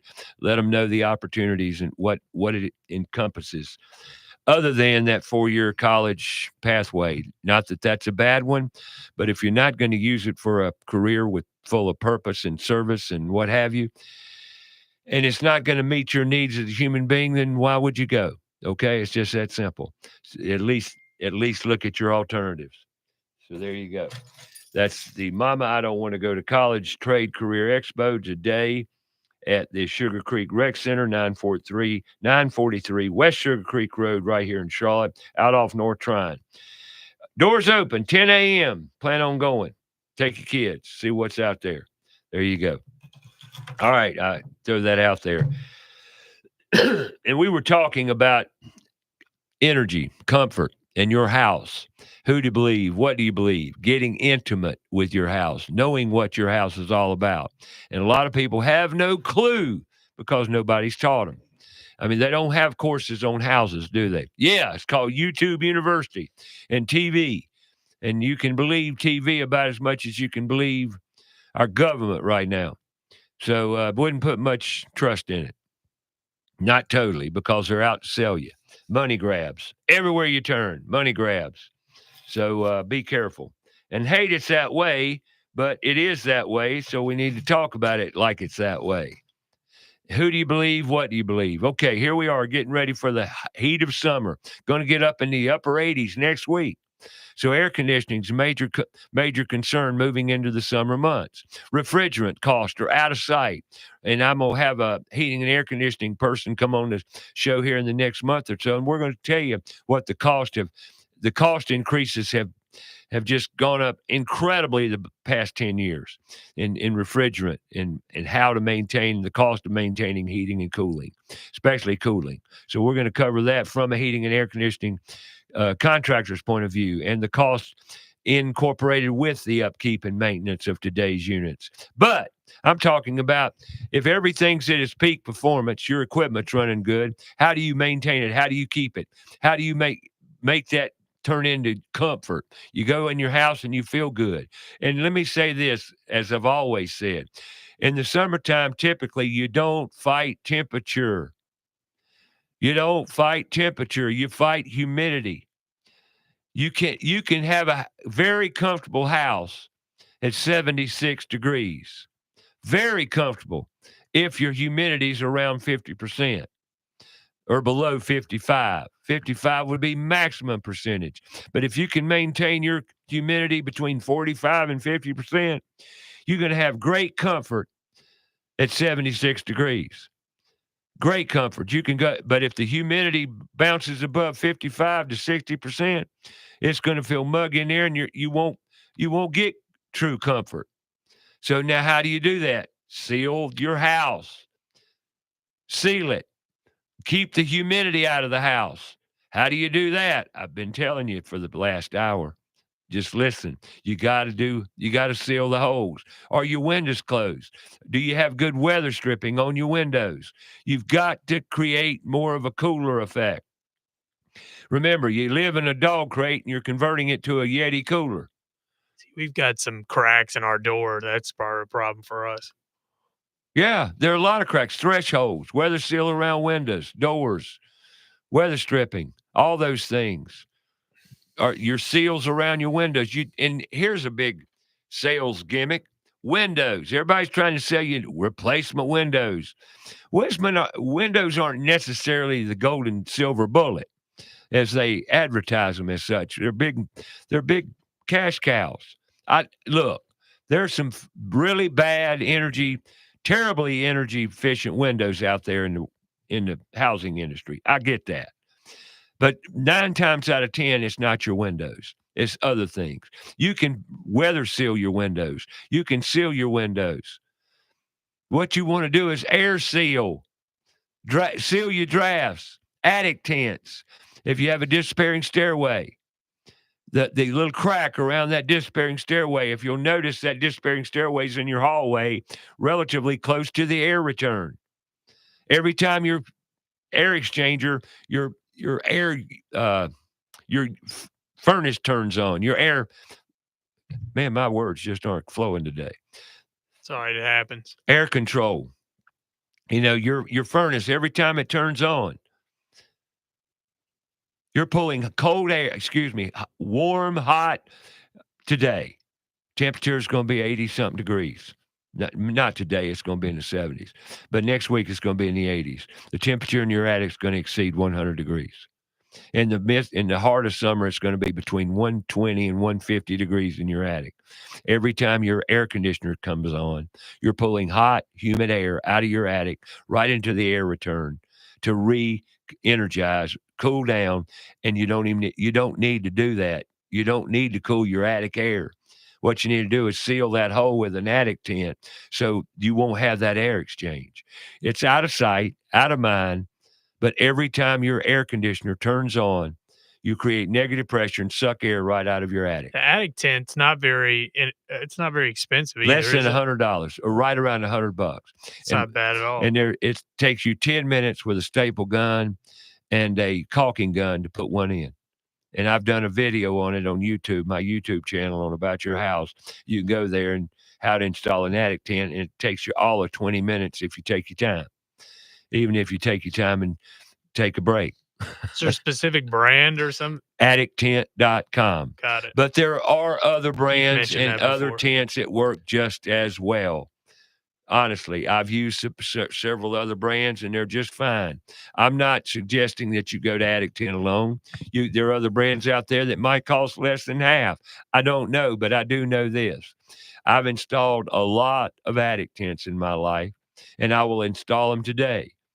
You know, typically my price on installing an attic tent was $250. I'll come out, but I'm going to have you measure the hole. Now, I need to talk, if we're going to talk attic tents, let me tell you what you have to do. You have to measure your disappearing stairway, the width especially. Some stairways will not work with an attic tent because of the old kind that go up into the attic and lay down on the deck. You know, those will not use an attic tent. You can't. They're not made. The attic tent's made for fold-up disappearing stairways. Folding disappearing stairs. Okay, that's the difference. But if you have a folding disappearing stairway, you need to have an attic tent or a way to seal off the attic from the living area. You do not want an air exchange there. You want to minimize that air exchange. Now, let's go into your attic. You go into your attic. All the penetrations in your ceilings, if you've got blown in fiberglass insulation, if you have blown in fiberglass insulation and you have enough of it, so they say you got R, whatever it's required for your house, you've got that value, but do you have penetrations in your ceiling, such as recessed can lights, such as light fixtures, where every penetration in your ceiling of your going into your attic is a hole, be it partially closed or partially open, there's a hole there. Every time that air conditioner turns on, there again, you're going to have an air exchange in that hole. If they come in all the Romex, the wire, the plumbing, penetrating the top plates, there are holes around those top plates and around the wires. Same thing. All the boots all the boots. Have you ever gone into a bathroom and seen a water stain around the air conditioning register? Yes. Why you see that there? Because there's a leak. No, where's the leak? The leak is hot air and cold air mixing. Where's the hot air? Hot air's in the attic. You're taking a shower. Right. You're dumping all this humidity in that bathroom airspace, and that hits that hot ductwork, right? Yeah. What do you get? You get super moisture. Yeah. Then you get a stain. That's where it's coming from. Gotcha. The exposure, the air exchange around that boot and penetration through that bathroom ceiling is creating moisture because hot air, cold air mixing.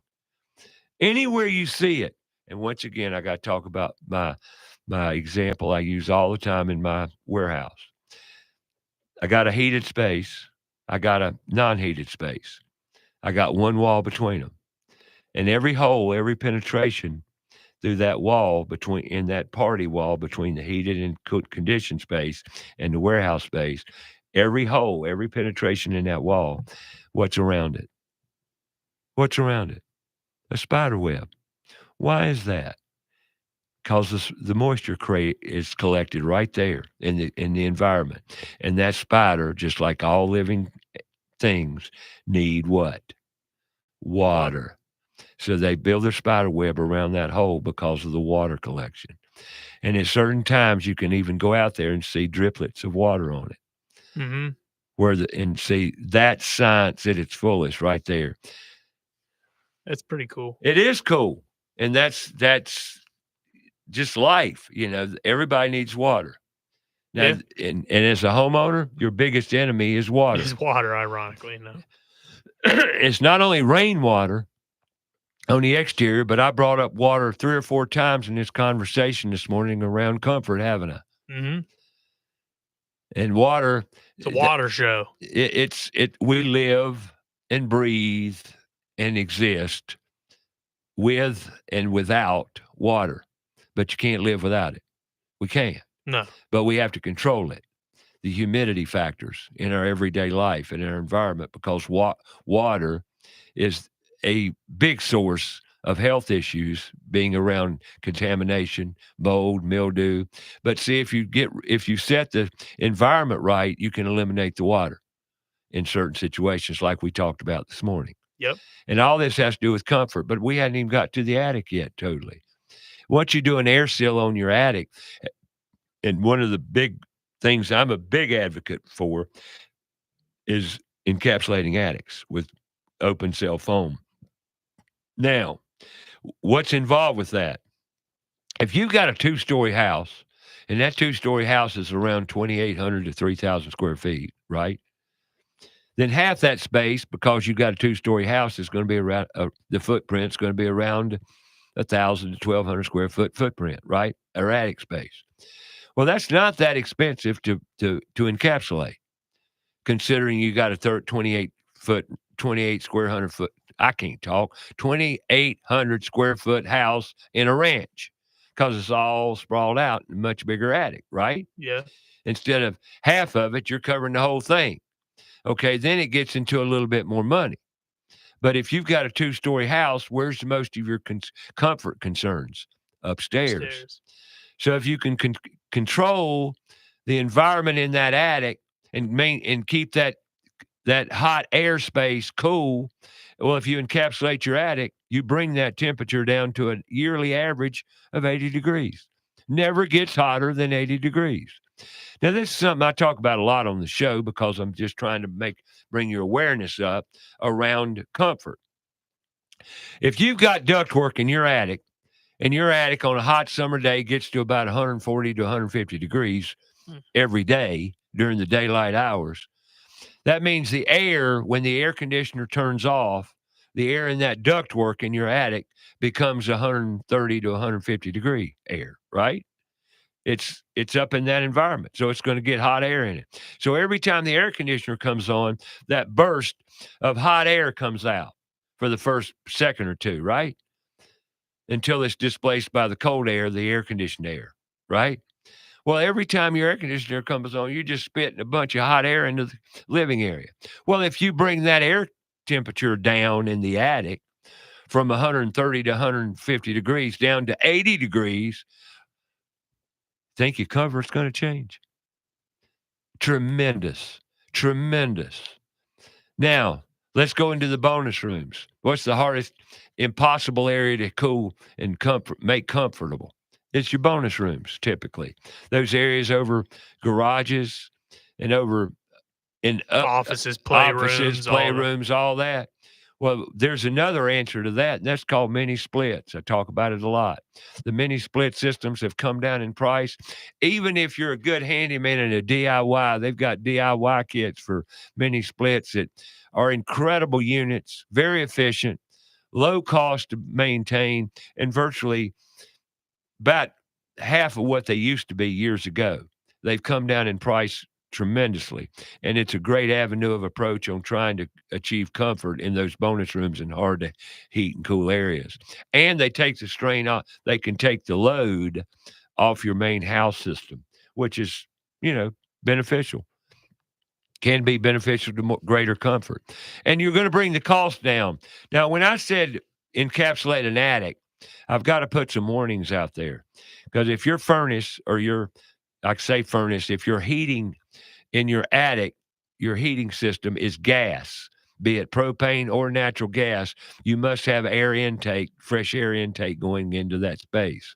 That needs to be a consideration, but your heating and cooling contractor, your specialist, needs to be consulted in what's required for your makeup air and what have you. If you have a gas furnace, be it LP or whatever, not a consideration when it comes to electric, but if you've got gas, you definitely got to consider the makeup air and the ventilation of your furnace if you encapsulate your attic.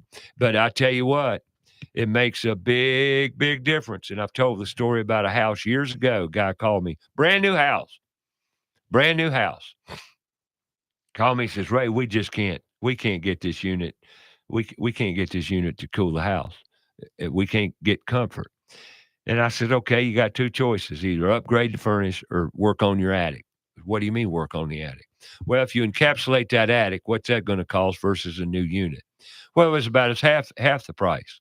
So they encapsulated the attic. Never had a problem again. Comfort was achieved. I mean, it was the answer. And now here we are years later, and that system's working fine and doing a great job of cooling, keeping the humidity level low and keeping a good balance. It's all about balance. And if you maintain balance and get a good balance between the humidity and the comfort, you'll have a low bill as well. And your furnace needs to cycle right, and you can get the cycling more adjusted and more balanced if you get a greater efficiency to the whole heating and cooling plan, if that makes any sense. Now, there's another way to achieve comfort if you're putting a new roof on your house. Now, I'm going to throw it out there. A lot of people wouldn't even look at this, but I know from a testimonial in my brother's house, it works. If you've got to if you're going to encapsulate your attic, you also need to consider the age of your roof. Because if your roof's got age on it and you need a new roof, you wouldn't want to encapsulate your attic. Reason being, because when you encapsulate your attic, the foam goes against the bottom of the roof decking. And the average replacement on a roof for underlayment is approximately 5 to 10 sheets on every house. Well, that means 5 times 32 square feet, 4 times 8 is 32, right, per sheet of plywood. So you figure all that square footage, you're going to damage the insulation, the foam insulation on the bottom side of the roof decking. So you probably want to upgrade, you put a new roof on the house before you consider encapsulating an attic. These are considerations because it affects the performance of your encapsulated attic. So beware. Okay, that's something I want to throw out there because like I said, everything you do to your house requires planning. It just requires systematic planning because normally it encompasses more than one thing. And I got a story around that I'll tell after the break because the break's coming up. Well, I'll go ahead and plow into it now. I was asked to go out and quote a ventilation system where the blowers on a 48-inch vent hood, where the blower fans were in the unit, in the kitchen, and they were loud. They weren't any louder than any double blower in any Wolf vent hood, but they were loud, and the homeowner didn't like them. Well, the lady of the house, she just said they're too loud. What could we do to prevent this noise? Well, you can put a remote blower on the roof. But to put a remote blower on the roof, you have to run a Romex wire, a 12-2 wire with ground from the blower to the vent hood in the house. Well, then that means I've got to fish in the structure a wire from the attic to the hood in the kitchen going through the second floor. Now, that's sometimes not an easy task, but because of my background and extensive knowledge of structures, I could figure it out, possibly. So I went over there and figured, got into the attic, found the ductwork, found the location. Now getting into the attic, there's not enough room to put a remote blower in the attic. So there's not enough room to even get it to where it would need to be. And where it needs to be, there's not enough room to even put it in there. So we have to get on the roof and put a remote blower on the roof itself. Okay, well, guess what? The footprint of the vent that's up there now is about two-thirds the size of a new one. So that means I've got a larger footprint with a new blower. And now a vent pipe is in my way, a plumbing vent. Now, see what's happened. I've got to get electrical down through the first floor, which takes a plan all its own and some drywall repair. Then you got to put a blower on the roof. I got to get a roofer to take all the shingles off. We've got to match the shingles. Now we got to get a plumber involved or a plumbing task involved. We need to move the vent pipe so we can make room for the new blower. You get the point? One thing's led to another, and another. That's why you've got to have extensive planning on any task and no surprises. Whereas if someone comes in there and doesn't realize all that's encompassed, they're going to give you a price, and then when they get into it, well, I was wrong. It's going to cost you another $2,000. Surprise, surprise. That's why I'm saying you got to plan stuff. And a lot of people don't know the planning, don't have the background nor the knowledge to give you an extensive outlook on the reality of what you really need. So we'll talk about more when we come back, more on About Your House. This is About Your House today. We're not talking about much of anything until the third hour when we'll bring you update on put tools in schools and what we need to do. And around put tools in schools, everything I'm talking about has something to do with that. And we'll get to that. Come back right here on About Your House on Fox Sports Charlotte. I'm Ray Terry, your host. We'll be here.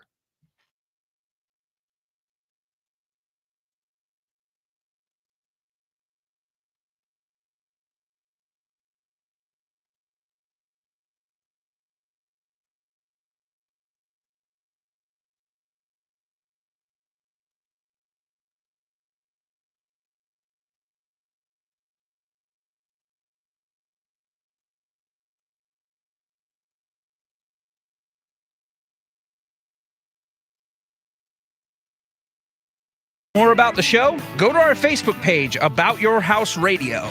We'll be right back after a word from our sponsor. Hi, I'm Sam Attero of AtteroMedia.com. Someone asked me once what I loved the most about my 30-year-long career as a media producer and educator, and I have to say, the fact that not only do I get to create for a living every day, but then I get to teach and help others to use the content and gear systems that I've built for them themselves. You need professional live event video production or streaming services? You're in great hands with our family business. All 5-star Google reviews. That's ETTARO Media.com. Steve Helms here with the Al Metal Dryer Vent Corporation. The Al Metal Dryer Vent Corporation is a full-service dryer vent company. Regardless of the problem, we can handle it. Does your clothes dryer take longer than 45 to 50 minutes to dry a load? If so, you need your dryer vent cleaned or checked. The clothes dryer is the most inefficient appliance in the house and should never take longer than 45 to 50 minutes. Call Al Metal Dryer Vent today at 704-846-8368 or online at almetaldryervent.com. That's 704-846-VENT. Have you cleaned your dryer vent lately? Owens Chimney Systems is known for all professional chimney services since 1989, including chimney cleaning, recommended annually, chimney evaluations and inspections, any and all chimney repairs and restorations, gas fireplace and gas fire log service, furnace cleaning, cleaning out one of the most overlooked appliances in the home. Get it done right the first time. That's Owens Chimney Systems at 704-554-9595. Or you can visit us online at owenschimneysystems.com. Carolina Foundation Solutions is a family-owned and operated company and a licensed general contractor in North and South Carolina, providing foundation solutions from the mountains to the sandy shores of the coast. At Carolina Foundation Solutions, our objective is to help educate, offer guidance, and provide assistance. With over 200 years of combined experience, our family of experts are ready to help protect and repair your largest investments. If you have a problem, we have a solution. Call 877-883-4626 or online, carolinafoundationsolutions.com. Have a comment or question for the show? Call us 704-227-8986. That's 704-227-8986. Now, back to the show.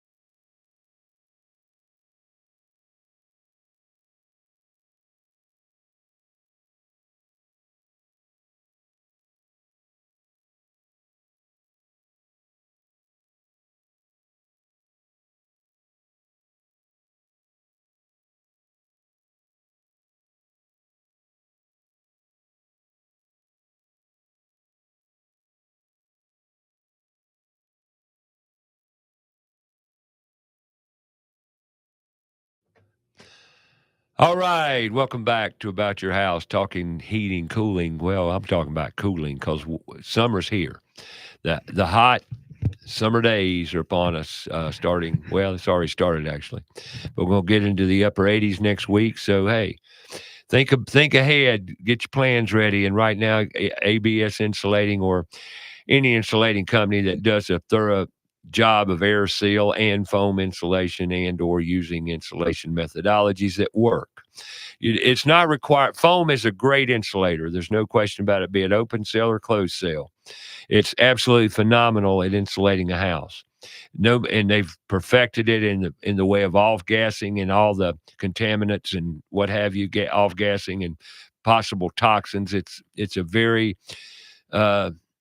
it's an organic method of creating a greater living space with greater air quality and all of that. So it's something you might want to think about. Air seal with a good insulating company, foam insulation encapsulating your attic. And I was talking about a roofing before the break. Roofing, if you had to replace your roof, and yet now I know every roofer in the world doesn't know about this or hasn't known about it or is willing to do it. But Jeff Freeman's exterior roofing and exterior, he's done it.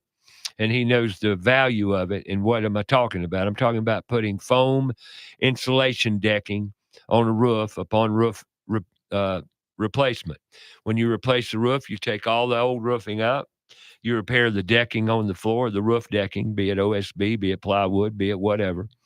You replace all the bad decking, and then you come over the whole roof deck and you sheet it with a foam insulation board, whatever thickness you want to put up there. My brother put 2-inch roof decking on his house out in Weddington.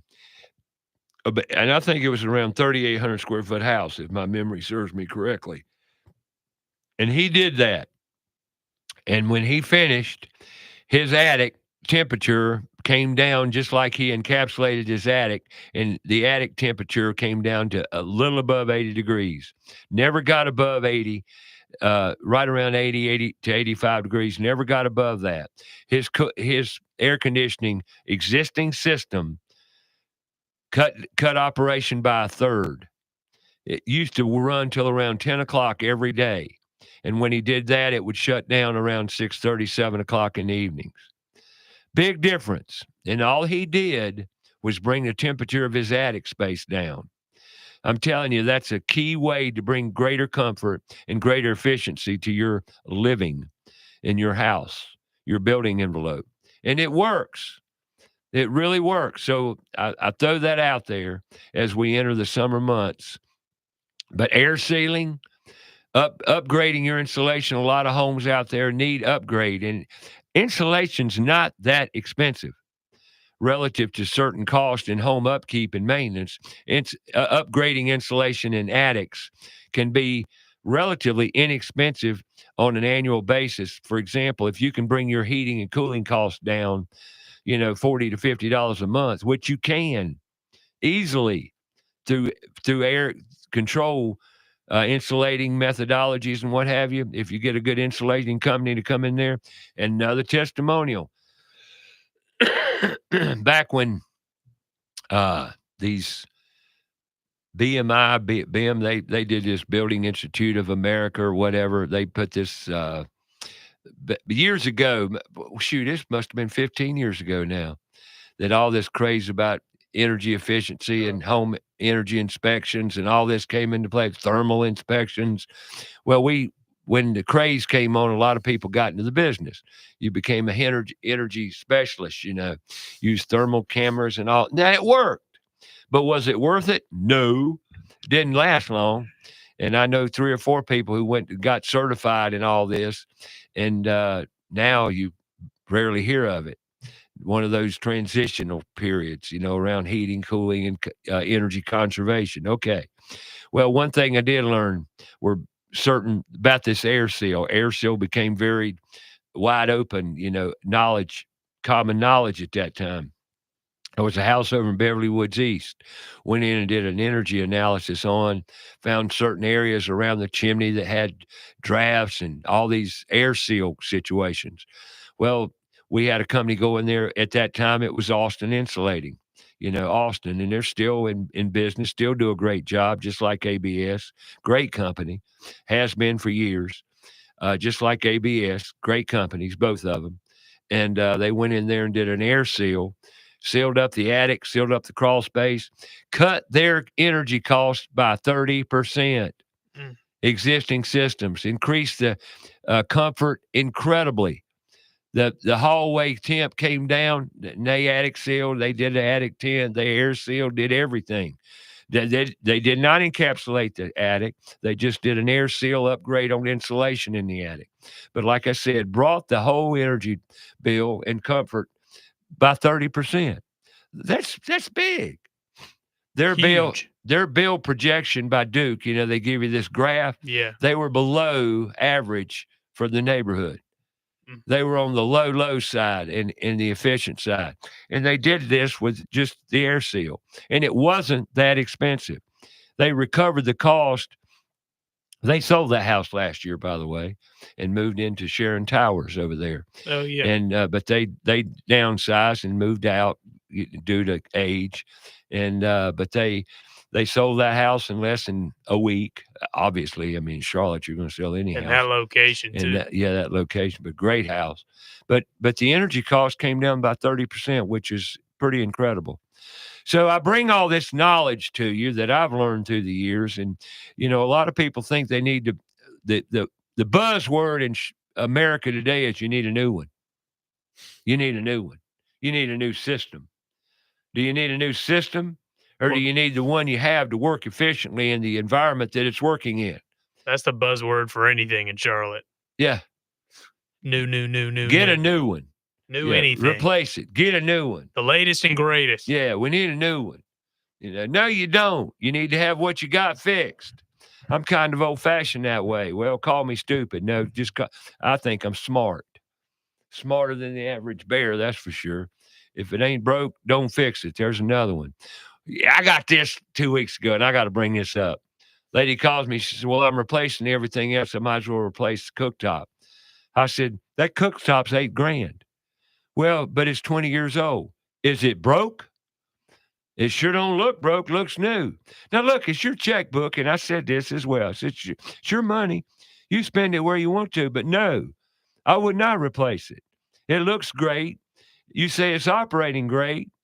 Maybe one day you do need to replace it. But Until then, why do it? Yeah, why do it? And plus, it's going to cost you more money because you're going to have to cut the countertop to put a new cooktop in here. So anyway. Keeping up with the Joneses, maybe? Well, a lot of people, because of media and the way we've been trained in this country, are driven to believe if it's older than 10 years, I need a new water heater. It's 10 years old, I need a new water heater. No, you don't. It ain't broke, don't fix it. But what if it breaks? Oh, not what if, it's when. Everything breaks. Everything. We had a washer and dryer for about 20 plus years. It broke recently, but yeah, normally when a dryer breaks, not anymore. It doesn't last like that, but it used to. Well, I got a Maytag in my place that I've recovered from a house that I went in and replaced the washer and dryer in years ago. Well, I took it because here again, why did they get rid of it? It worked fine because it was old. Huh. And now I've had it. My washer and dryer I've had now for 7 years operational. It came out of another house, a customer. They got life out of it, gave it to me, I took it out of there, and I put it in my living space. Now I've used it actively twice a week primarily. Now 7 years, and it's still perking right along. Maytag. And by the way, there is no computer chip in that washer. There is no computer chip in that dryer. And they work great. And I have fixed the dryer twice. A belt broke and the idler pulley broke. But outside of that, hey, nothing to it. So if it ain't broke, don't fix it. That's the lesson. That is the lesson. It ain't broke, don't fix it. And don't what if. Well, what if? You can what if. Oh, yeah, I know you love those what ifs. What if your life away and maybe. I don't do maybes. Anyway. We got to take a break. That's your trigger word is what if. What if. I don't like what ifs, but what if? You see red when you hear what if. Yeah, what if? What if? Golly. 704-227-8986. I hope you're cooler now. We're going to talk about aging in place coming back from the break. Yeah, all you baby boomers out there, where you going? What you going to do? Think about it. You need to. We'll talk about it when we come back right here on About Your House.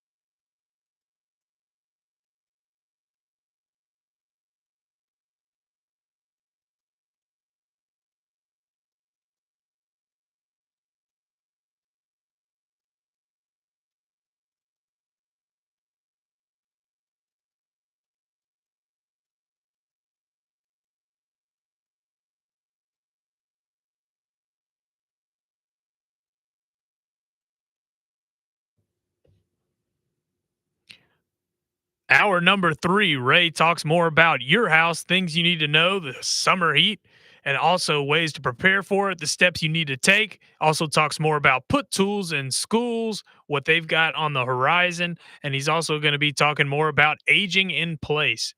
About Your House is brought to you in part by Queen City Home Store, formerly known as Queen City Audio, Video, and Appliances. Same great store, different name. Queen City Home Store is a family-owned store serving the Carolinas for over 70 years. They're the largest independent appliance retailer in the Carolinas, constantly growing and taking pride in the experience they offer customers with a knowledgeable sales staff, product selection, and lowest price guarantee. About Your House is also brought to you in part by PutToolsInSchools.org, connecting students to tools of the trades and raising awareness of the many career pathways. So sit back, relax, and enjoy some time with us. And now, here's your host, Ray Terry.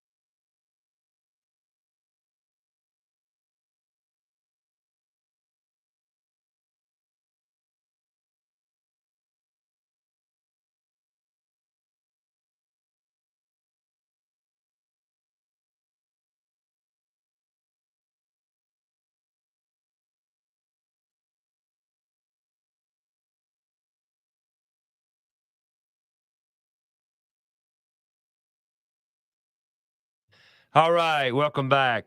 You know, I want to wrap up talking about your house, crawl space and attic, and this inspection I talk about, having an annual inspection. You know, you can take advantage of services offered by companies such as, like I brought up, Kilo. Kilo's a pest control company, exterminator, call them what you want, and they will come out, go under your crawl space looking for, insects, termites, what have you, wood destroying insects. And they also take moisture readings. Well, there's an avenue of an inspector that you can acquire another service other than inspection, and talk to them before they go under there.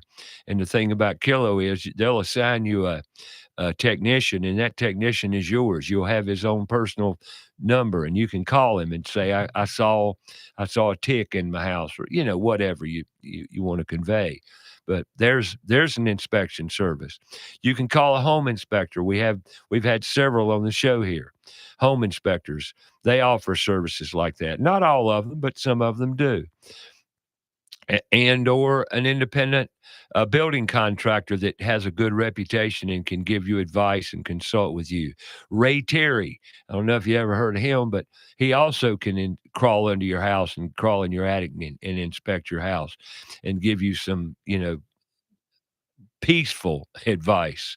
When I say peaceful, something that's not going to cost you tons of money. Crawl space vet. Yeah, I crawled under a crawl space the week before I went to Seattle, and I've got to go back out there and do it again because the ice maker went kapooey, and I got to pull it back out. So I've got to crawl into that house, and crawl spaces do not bother me. Keeps me young, keeps me going. So how long you think you're going to be doing those crawl spaces? I don't know. They don't. Till you can't do them any Till longer? I can't. I'll go till I can't. Got it. And probably climb on roofs. You've gone longer than most. You're about 73. Well, I was on a ladder going up the side of a house, putting a light sensor in, and a lady from next door came over there and says, "Son, get off that ladder." They called me son, so she was older than me. She says, "Son, get off that ladder." I says, "What?" I said, "I'm not about to get off this ladder." She says, "What are you doing climbing a ladder? You have no business up on the ladder." I says, "Pardon me." I said, "As long as I can, I am. And I can, and I'm going to. So leave me alone." Told her, "Go back home." I said, "I love you. I appreciate your concern, but I'm cool." How many times you fallen off a ladder? It's 3. Got it. Nothing serious, obviously. Oh, yeah. First time was a kicker, boy. It was in Pineville when I was summer of my 11th grade year. I fell off an A-frame ladder and hit my head, and they ambulanced me to the hospital that time. That was the worst one. And I fell down. Actually, I got knocked down, I think, from I can't remember the whole scenario. But, yeah, I fell off a roof, fell off the ladder at the top, going on the roof in the mountains as a kid. We were re-roofing the cabin, and I fell in mud. And fell off that day. And there's many other times I probably should have fell off but didn't. I've been lucky. I've been very, very, very blessed and very fortunate because some of these horror stories out here. These people's lives change forever off that. I'm gonna tell you, and that's a great segue to my next topic, and that's aging in place. The number one reason people have dramatic changes in their life as they become elderly, the number one reason is falling. And here I had a conversation about falling with a good friend of mine the past couple of weeks here about falling.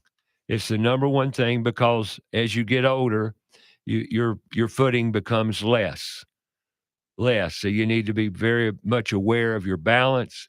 And one of the aging factors you can use a test, can you stand on one foot for 10 seconds? Anybody, I don't care how old you are. It's a great test to aging. Can you stand up on one foot for 10 seconds? And then without holding anything, like a penguin, not a penguin, a stork, right? And then a stork that stands on one foot. Yeah. You stand on one foot and then you change crane or whatever you want. Crane, whatever you call that big bird, stands on one foot. Pelican, maybe. I don't know. Stork, pelican. No, it's either stork or crane. It doesn't matter, though. It doesn't. Now, can you put that foot down and lift the other one and stand on that one for 10 seconds? If you can't, that's a sign of aging. If you can't do that, but I can't. When I read that, I immediately tried it, and I'd had three beers, and I couldn't do it. Maybe do 6, see if you can do it then. No. So the next morning I got up, did it in the shower, then came back out, did it. I want to maintain good health. Health is wealth. Now you talk about aging in place. I wouldn't recommend doing that in the shower, just in case you can't do it for the first time. All you kids out there, you being one of them, Riston, have older parents. Yes. Have older parents, and you're watching them get old. Yeah, it's terrible. Me and my son had this conversation 2 weeks ago about his aging parents, me being one of them. Mm-hmm. And he's confronted with, problems now. We're at that point. Now, I'm fortunate. My health is good today. Right. Tomorrow. Tonight. So tomorrow's okay. But you boomers out there and you kids of boomers, okay, be aware. One, are there grab bars in your parents' bathrooms? Are there grab bars in their shower and tub areas, in their commodes? And a lot of you are shaking your head no right now. Are there commodes low or high? Are they commodes, the toilets? Are they high boys or low boys? If they're low boys, they should be high boys. Okay, they should be. Grab bars. There should be grab bars in the tub and shower. Don't wait until it's too late. Because every time I go put them in, some people say, I should have done this 5-10 years ago. Yeah, you should. And the ones that did it younger, that listened to me on this show through the years, did it and said, man, this is great. One of the best things I ever did. The house I just told you about over in Beverly Woods East. Yeah. I put grab bars in that house over 10 years ago. Wow. She said it's the best thing they ever did. And they just moved to Sharon Towers. And they just about moved 10 years. Yeah. Grab bars. Grab bars don't have to be unsightly or negative to any real estate. Okay? But the safety factors around them, grab bars, they work. Handrails, steps. Do you have handrails on steps that should have handrails where none exist today? These are things that you need to look at as your parents age. Think about them. Now, confrontation, meaning talking about these subjects. We don't talk enough. One of the realizations I've confronted big time in my life today now is the fact that we do not talk. Be so much easier. The problems could be solved so much faster. Divorce rates could be eliminated if we talked and we're honest, not only with our partners, but with ourselves. We're not talking. We're not talking about things we need to talk about, especially when it comes to our health and wellness. It's like there's this shadow over it. We can't talk about that. Well, people like to stick their head in the sand and hope it goes away, and that's the worst approach you can possibly take. You got to talk. And then you say, well, who can I talk to? Well, my gosh, you got family, you got friends. That's the problem. I think a lot of people are afraid of confrontation. They view it as confrontation, but it's really not confrontation. Never been worse. Never been worse. My whole life. As it is right now, people just don't want to talk. I hear a lot of people, oh, yeah, I don't like confrontation. I don't like confrontation. I've heard that countless times, especially more in the past decade. Really? From talking to people. Yeah. I don't like confrontation. Wow. They view it, I think, as confrontation when really it's more just a conversation. It is conversation, I think. And it's just the way you look at it. Even people come on this radio show.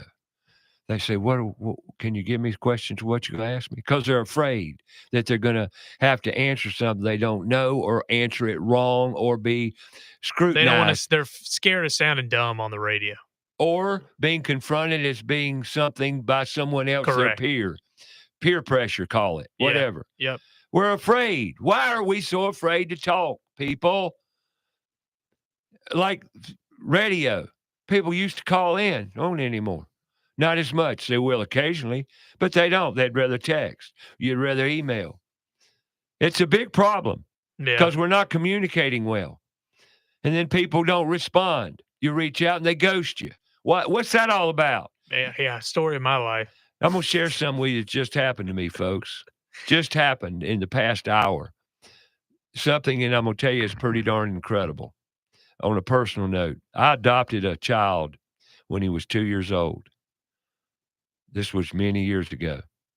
I raised that child for 16 years till he was 18 years old. And when he turned 18, as I told him, he's on his own because that's the way life is. He left. and I have not seen him in for over 40 something years. Where does he live? I don't know. Hold on a second. He turned 41 in Wow. March 21st. He turned So you've done 41. 23 years since you've seen him. I haven't seen my son, adopted son, in 23 years. Haven't even spoken with him. In the past hour, his mother, his blood mother, reached out to me and said, would you like to see Brian? That's happened in the past hour of my life. And That's amazing. That's just astonishing how things change in your life. But sure, I'd love to see him. I'd love to talk to him. Now, he had issues. He was born into some issues. Right. But, Well, usually adoption. and I understand that, or I wouldn't have adopted him. Yeah. But that's pretty incredible. Pretty incredible. So you never know what might happen. So don't give up hope. Things might turn around. And me and my son have been estranged for many years as a result. And all these are associated with divorces and lack of men in their lives. A lot of times, too, men, when they get divorced, usually the courts will side with the woman. They've done irreparable damage to the mankind. The men can kind of irreparable. Now we have to be more careful than ever on how we approach things, how we say things. Now people are getting secretly recorded. I mean, blackmailed. There's all kinds of. I mean, this is a whole nother topic you could go down, but it's bad. But it's bad. It's a fact of life. I've had women here on the show have 3 kids and no husband. And it goes both ways. Men need to step up too. I agree. We've got a big problem, and it's part of the problem around why are these kids so miserable? Because there's no men out there. And there's another reason that Ray Terry's going to step up and be the grumpy old man that I am and tell it like it is and keep Get on off my lawn. get up and keep on plowing the garden, because somebody's got to do it, because there's very few people that are willing to step up and tell it like it is without fear of retribution and criticism, because I've been criticized, spit on, set on fire, chewed up, spit out, everything you can do through the years, and emotionally speaking and otherwise, and that's okay. I made it. I got to here, and I'm gonna continue. That's life. That's life. But see, things do happen. Things do change. So always have hope. I certainly do. But back to the boomers and aging in place. I ask a lot of people, and I think this is a consideration of where do you want to die? Where do you want to die? That's a fair question, because guess what? None of us are getting out of here alive. It just ain't gonna happen. You want to live a good, happy life, a peaceful life, and die a good life, if that makes any sense. Die a peaceful death. Yeah, if possible. And live happy and fruitful.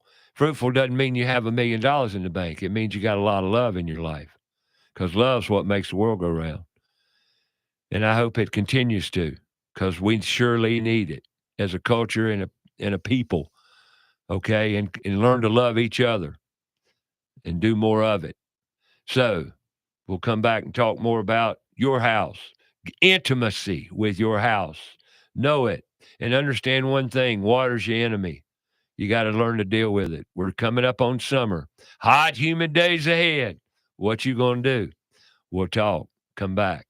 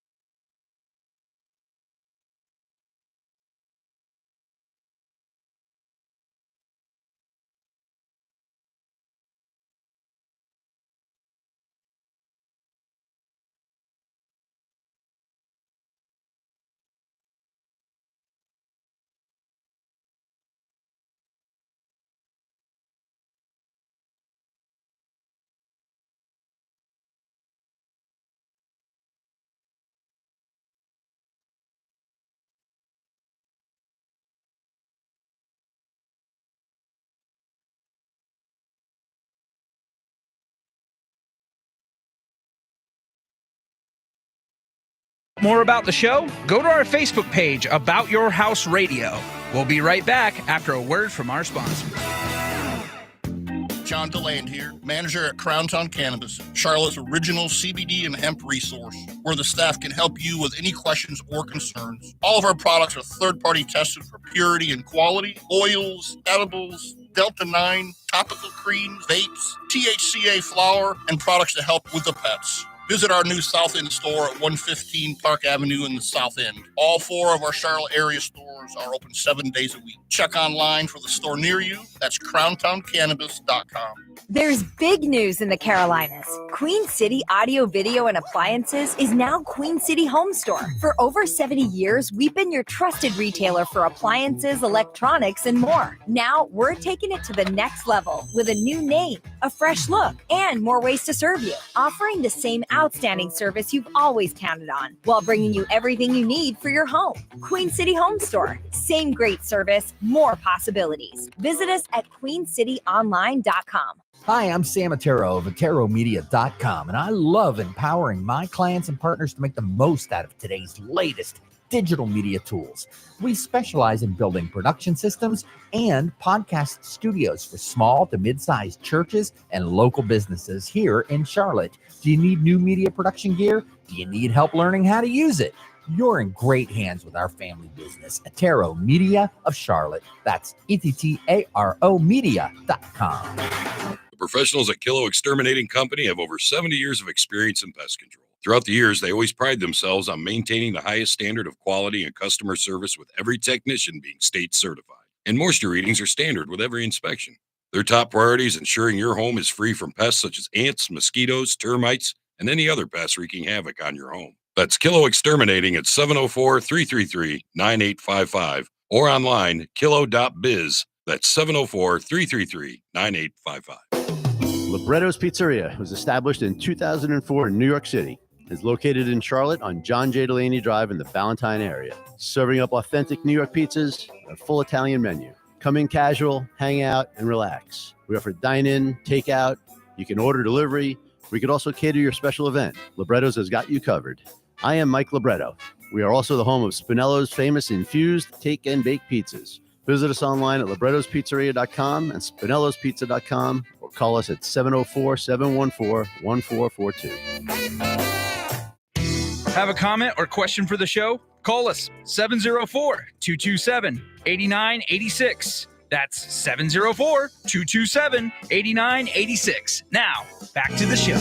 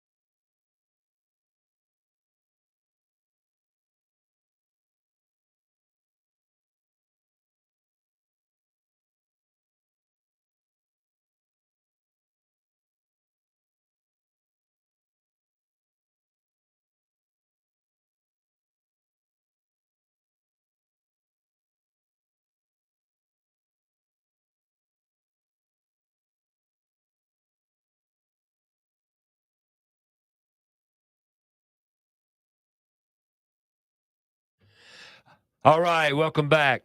You know, one more thing I didn't bring up talking about aging in place, your elderly parents or it might be you if you're listening. Wake up, smell the roses. You're getting older. You need grab bars. You need a higher commode. You need a toilet. And one other thing is very, very, very important is lighting. Talk about this all the time. You need to see things, not just elderly people, but if you live in an older house, older houses were not built and designed with great lighting in them. And with the availability of LED lighting and all the versatility and just goodness gracious lighting, there's no reason in the world you can't have lighting in your house. And if you've got older parents and you go in their house and you turn on the kitchen lights and you can't see, fix it. You don't have to remodel the kitchen, just hire an electrician to come in here and give you better lighting. Amazing what it will do to life is seeing. Amazing. So consider that.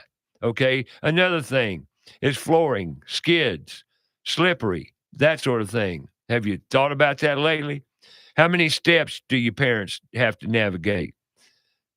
How about ramps? Do you need to consider ramps in the future? If you do, all ramps are not negative. You can build a ramp and incorporate it into the design of a house to be cost effective, to be very functional, as well as add value to the house if done correctly. There was a thing with realtors for years that they criticized ramps. Well, it bothered me to the point of my parents. My parents, as they aged, God bless them, they're both passed now. But my mom and my dad both needed better mobility going in and out of their house. There wasn't but three or four steps. That was it. Actually, it was only three. There was two small brick steps, and there was one small step going into the threshold of the front door. But that became harder to navigate. Well, instead of letting it become a critical factor, we went ahead and designed a front porch that became we put this whole big porch over the front porch, covered it, just made it disappear, and over the front planter, and we built this deck that you could go out, sit on, eat on the railing. It had a bench seating railing around it. It was a low slung deck with a ramp coming up from the driveway. The ramp wasn't even noticeable. It wasn't even a ramp looking thing. It was just a deck that you walked up to. It was amazing. Well, and you go by that house today, that porch is still there, looks great, adds value to the house. Well, something done like that can be very functional and add value. Now, something happened this past week. Got an older couple I've worked with for many years now. She called me up the other day, and I've got a reply to her. She said, Ray, we're looking to replace our deck. And I said, awesome. She said, what should I look to do? Well, I mean, as we move into summer here, that's a great question to answer for a lot of people. My deck's old, it's rotten, it's worn out. What should I do? Well, if you're looking to replace it, you can replace it with the same old. In other words, number 2 Southern Yellow Pine that's been pressure treated. But on that note, as you look down the road and you get prices on that new deck of number 2 Southern Yellow Pine pressure treated, you want to make sure it's kiln dried. You want to make sure it's kiln dried, top quality, good premium grade decking. Why? Because any less than that, it's full of water. It's got resin. It might be pressure treated, but it's soaking wet. It hasn't been kiln dried after treated. It's also got knots that are going to spew resin, pine sap onto your feet and mess up the deck and the interior of your house. This happens all the time. So get premium grade decking. Okay, a cut above that, composite decking. There's different brands now on the market. Trex being one of the leaders in the industry. Trex materials. If you go to Trex, TREX.com, you're going to see one of the greatest, most beautiful websites around outdoor living and decks that you could possibly see. They've got a design format in there. You can design your own deck, your railing, everything, and call a certified Trex dealer, and they will give you a quote on your plans and what you like. And then if you need to cut the price, there's ways to do it with cutting some of the railings and various components of your deck out. But when you build a new deck, you may want to look at, if you're going to plan to live in that house, and you can consolidate a ramp into the construction of the deck. That's a great time to do that. Looking ahead with foresight, looking ahead and planning ahead, because you're going to need it. And accessibility.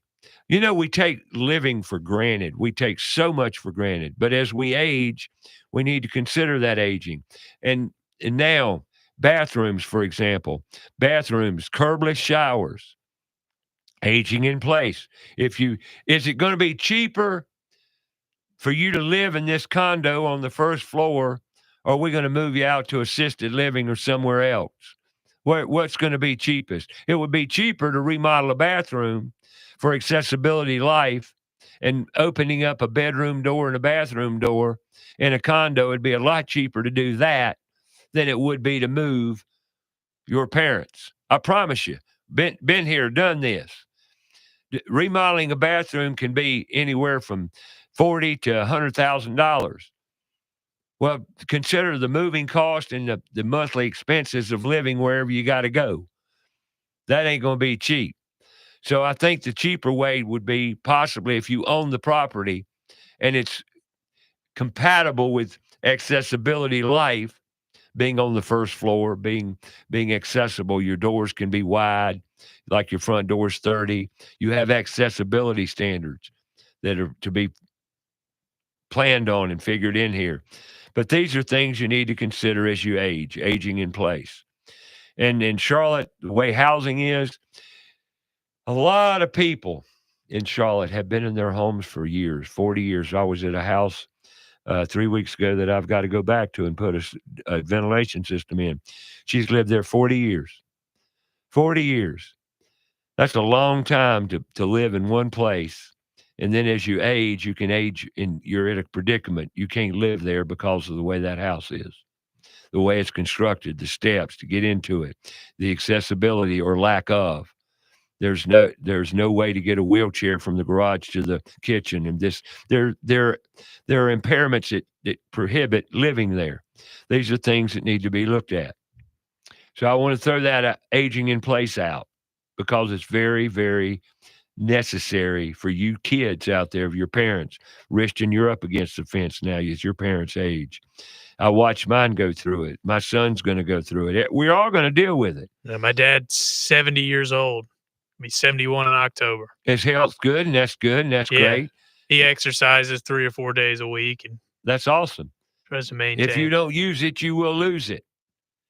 So therefore, we need to maintain. Yep. But if you don't, at least move around if you're not exercising consistently. Exactly. And don't become sedentary, meaning sit down all the time. Worst thing we do as we age, somebody asked me the other day, what do you attribute your youth to? I says, moving. I was about to say, for you, it's keeping your mind sharp. You go to jobs, you do the work, and you're still working pretty much for the most part full time. You have purpose. You have purpose. And we're not doing that. You're doing put tools in school stuff. Right. So you're staying busy. I'm staying too busy, actually. There's too much doing. I wait too much on people. Yeah, well, that's what I complain about here. Sometimes you don't have any choice to wait on people. Well, that's all, it takes two to tango. You can do nothing, accomplish nothing by yourself in life. I mean, so I agree. Oh, yeah, you go up and complete a task, and you can wash clothes, and you can do certain things by yourself. But if it's out there accomplishing goals, setting for sure, for going forward with things, it takes a village. 100%. Because in today's world, you can't do just the simplicity way anymore. You've got to consider everything else around technology and every other aspect of life. And it's become more difficult to engage that and deal with it than ever before in my life. And, and I don't want to get on the bandwagon of back in the 90s, we didn't have internet like we have. We didn't have emails like we have. We didn't have all this technology. Is it dial-up? Is that what it was? Oh, it's this has gone through so many transitions, I can't even begin to talk about it. The technology. First time I used a computer is probably, I was 5 or 6, 2000, 2001, something like that. I became familiar with computers big time in 1990. Yeah. That's when I got very active in NARI, the National Association of the Remodeling Industry of Greater Charlotte. I became active, and with becoming active in a association around the industry, you step up 4 or 5 notches in information availability, networking with other professionals in the industry, and a lot of information is going to be coming your way if you use it. Take advantage of it. And that's when it all started for me in 1990. And I learned to use estimating programs, CAD programs. Yep. Started learning, really delving into computers in a much larger way. Started designing, getting off the drawing boards onto CAD systems. Learned to use Chief Architect. We've talked about it on the show here with other professionals that still are using these platforms. And it's pretty amazing. But today, even since 90, it's become much more difficult because Well, social media is a whole different animal all its own that didn't exist then. It's just one more thing to overcomplicate stuff. Yeah. Oh, yeah. And it doesn't always work. Because if you're in business, you almost have to You about have have social to. media. Unless you're so good, you don't need it. You're and that's good establishing too. your reputation and you've been in the Right. business. I mean, like you technically, you don't really. I mean, for put tools in schools, but as far as your actual business and doing dryer vents and going to houses, you don't really need social media all that much. Would you think so? But yeah, you do to stay sharp. And, this is and I'm glad you brought that up because, I mean, you take Steve, he bought my old business, Right. Steve. Yeah, All Metal. All Metal Dryer Vent. Now, he changed the name a little bit to All Metal Dryer Vent Solutions, which is fine. Yeah. Kept the name Al Metal, ALMETAL. But what he did, he's got a YouTube channel now. And this is the way technology's changed. Pretty successful one too. He's got Very, some, very, lot of very, views. very well done. Yeah. He's got tremendous acceptance, tremendous subscribers, tremendous following, and he's doing a great job with it. Well, there's an avenue I never went down, and he did. You have made some videos though on your. Oh, no, I've done the video, and I'm gonna do more of that. But what I'm talking about him, Yes, he's got followers now all over the country. He's got companies talking to him about some of the things he's done, but he's become very good at the YouTube videos. Now and I want to talk about this as we move forward. We're in different times using technology, and a lot of people use what we call YouTube University. YouTube U. Yeah, YouTube U. And you can see anything and everything you want to see or information online now. Anything you want with AI. It's very detrimental, though. That's my take. With AI coming on strong, and I got another lesson, and I got to share this with everybody on the show here today. I got a tremendous lesson in AI the other night at my friend Mary's son's house and his wife, Mary's daughter-in-law. And they both are in technology. One is in gaming on the upper railing of game development. Cool. He's made a career out of gaming. Awesome. Making well into the six figures, doing very, very well at gaming. Okay. To all you parents out there that kids say, I want to go in gaming. Well, I would say it's out there. You can be a esports gamer now, believe it or not. Yes, sir. Yes, you can. Well, now she's working with Microsoft and AI technology. Now, they said, because I know about AI and I'm learning more and more and more about it. Now, there's an issue with AI. AI will tell the truth. AI will not lie. And how does AI work? It's pretty, to simplify the explanation for artificial intelligence, it's nothing but your computer's brain literally tearing the internet apart for information every time you ask it a question. And it develops the answer based on the information you give it in your question and what it finds on the internet totally. Now, you're going to see things in the political and all this political nightmarish, this craziness going on with Doge and everything else. Now, I'm not saying it's good, it's bad. I'm not giving you any indication of what it might be, good, bad, indifferent. I'm not giving you my opinion. But if you ask AI what something is, it's going to give you the correct answer. And they're asking it questions now. And the answers are coming out honestly, and the truth is coming out. So there's a downside, and AI is scary.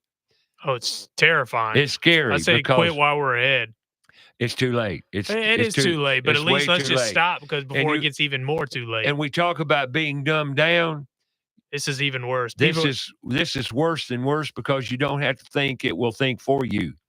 The other night we posed simple questions into it, and the answers came out phenomenal. And how spot on it was. And it didn't know. You didn't think it knows. Ask it any question about yourself, and you will be amazed at how much information that their computer has on you in each and every individual in this country. Be it a lot, now, I mean, seriously, it's scary. It is scary what the information comes back and how profound it is. So I'm not for AI totally. Me neither. And anybody that tells me that it can't overtake us, I don't buy. I don't believe it. You're building something that I see it being can be so detrimental. Now, does it have great properties and great things? There's some pros. There's some pros, definitely. There's some advantages. But I think the cons outweigh the pros. I agree 100%. It's going to take away human thought, humankind. If you can sit there in a computer and come up with as many answers like blogging. Somebody taught me, Sam, he said, "What's this?" He asked it a question. We got a page back. And all the information's correct. All the information's there. Where'd he get it? Got it online. It's scanned. And the speed in which it occurs is mind-blowing. Yeah, it's instant. Instant. It's mind-blowing. Now, is that good or bad? Depends on who you ask. Well, when kids can access this for answers in their own and displace their own intellect, and what's missing is type whole essays with that thing. In a heartbeat. ChatGPT. If you haven't done it, folks, you can go put that in your browser. ChatGPT. Yep. And ask it a question and see. Just play. See what happens. Blow your mind. People can start sending emails that way too.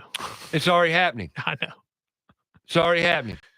It's displacing. I mean, they say, well, and you do it at just on a keyboard, just that quick.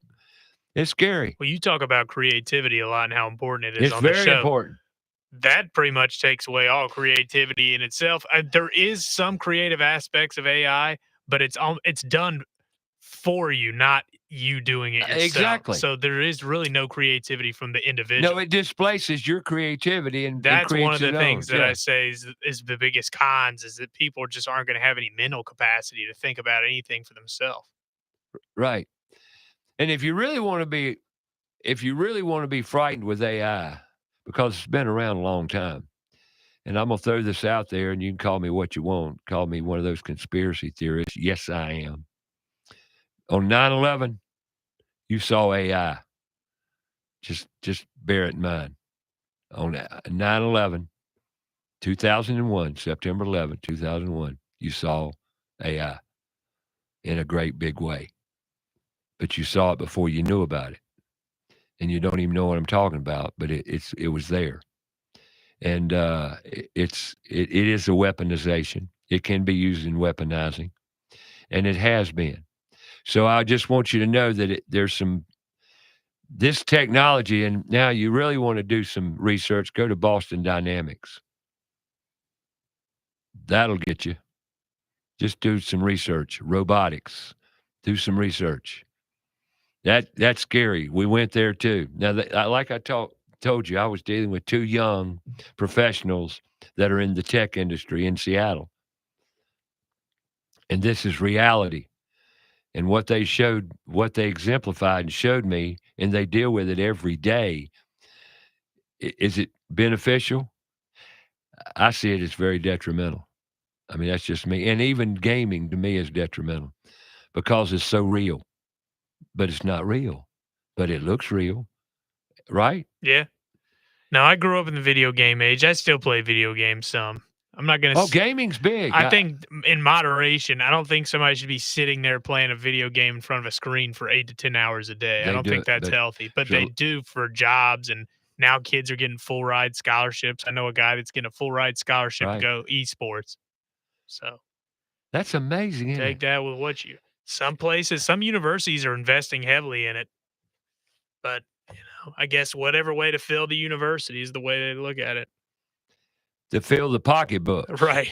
They gotta sell degrees. Yeah. And rightfully so, and I get that. Yeah, I get it too. Because college folks, whether you know it or not, it's a business. Yeah. It's a profit, money-making, capitalist business. And it ain't working. It ain't working. But it's there. So, yeah, gaming's a career pathway.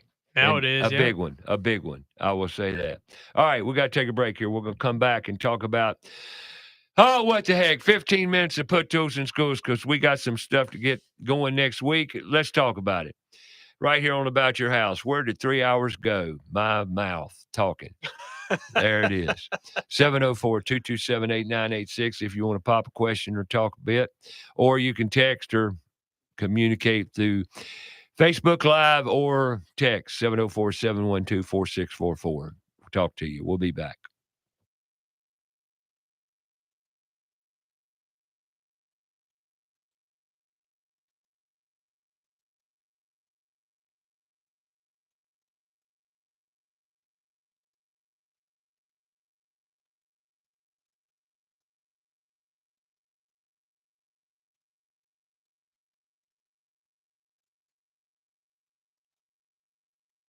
About the show, go to our Facebook page, About Your House Radio. We'll be right back after a word from our sponsor. Owens Chimney Systems is known for all professional chimney services since 1989, including chimney cleaning, recommended annually, chimney evaluations and inspections, any and all chimney repairs and restorations, gas fireplace and gas fire log service, furnace cleaning, cleaning out one of the most overlooked appliances in the home. Get it done right the first time. That's Owens Chimney Systems at 704-554-9595. Or you can visit us online at owenschimneysystems.com. Whether you're building new or remodeling old, let ABS Insulating make it comfortable. ABS Insulating knows the business of comfort. Using the latest products and technology, ABS offers an array of solutions. Using fiberglass and spray foam, and all installed by certified technicians. ABS Insulating has been saving energy dollars with great customer service for over 30 years. They're a leader in the industry. Call them today, 704-821-4343 or absinsulating.com. Steve Helms here with the Al Metal Driving Corporation. The Al Metal Driving Corporation is a full-service driving company. Regardless of the problem, we can handle it. Does your clothes dryer take longer than 45 to 50 minutes to dry a load? If so, you need your dryer vent cleaned or checked. The clothes dryer is the most inefficient appliance in the house and should never take longer than 45 to 50 minutes. Call Al Metal Dryer Vent today at 704-846-8368 or online at almetaldryervent.com. That's 704-846-VENT. Have you cleaned your dryer vent lately? Hi, I'm Sam Attero of AteroMedia.com. Someone asked me once what I love the most about my 30-year-long career as a media producer and educator, and I have to say the fact that not only do I get to create for a living every day, but then I get to teach and help others to use the content and gear systems that I've built for them themselves. You need professional live event video production or streaming services? You're in great hands with our family business. All 5-star Google reviews. That's ETTARO Media.com. Have a comment or question for the show? Call us 704-227-8986. That's 704-227-8986. Now, back to the show.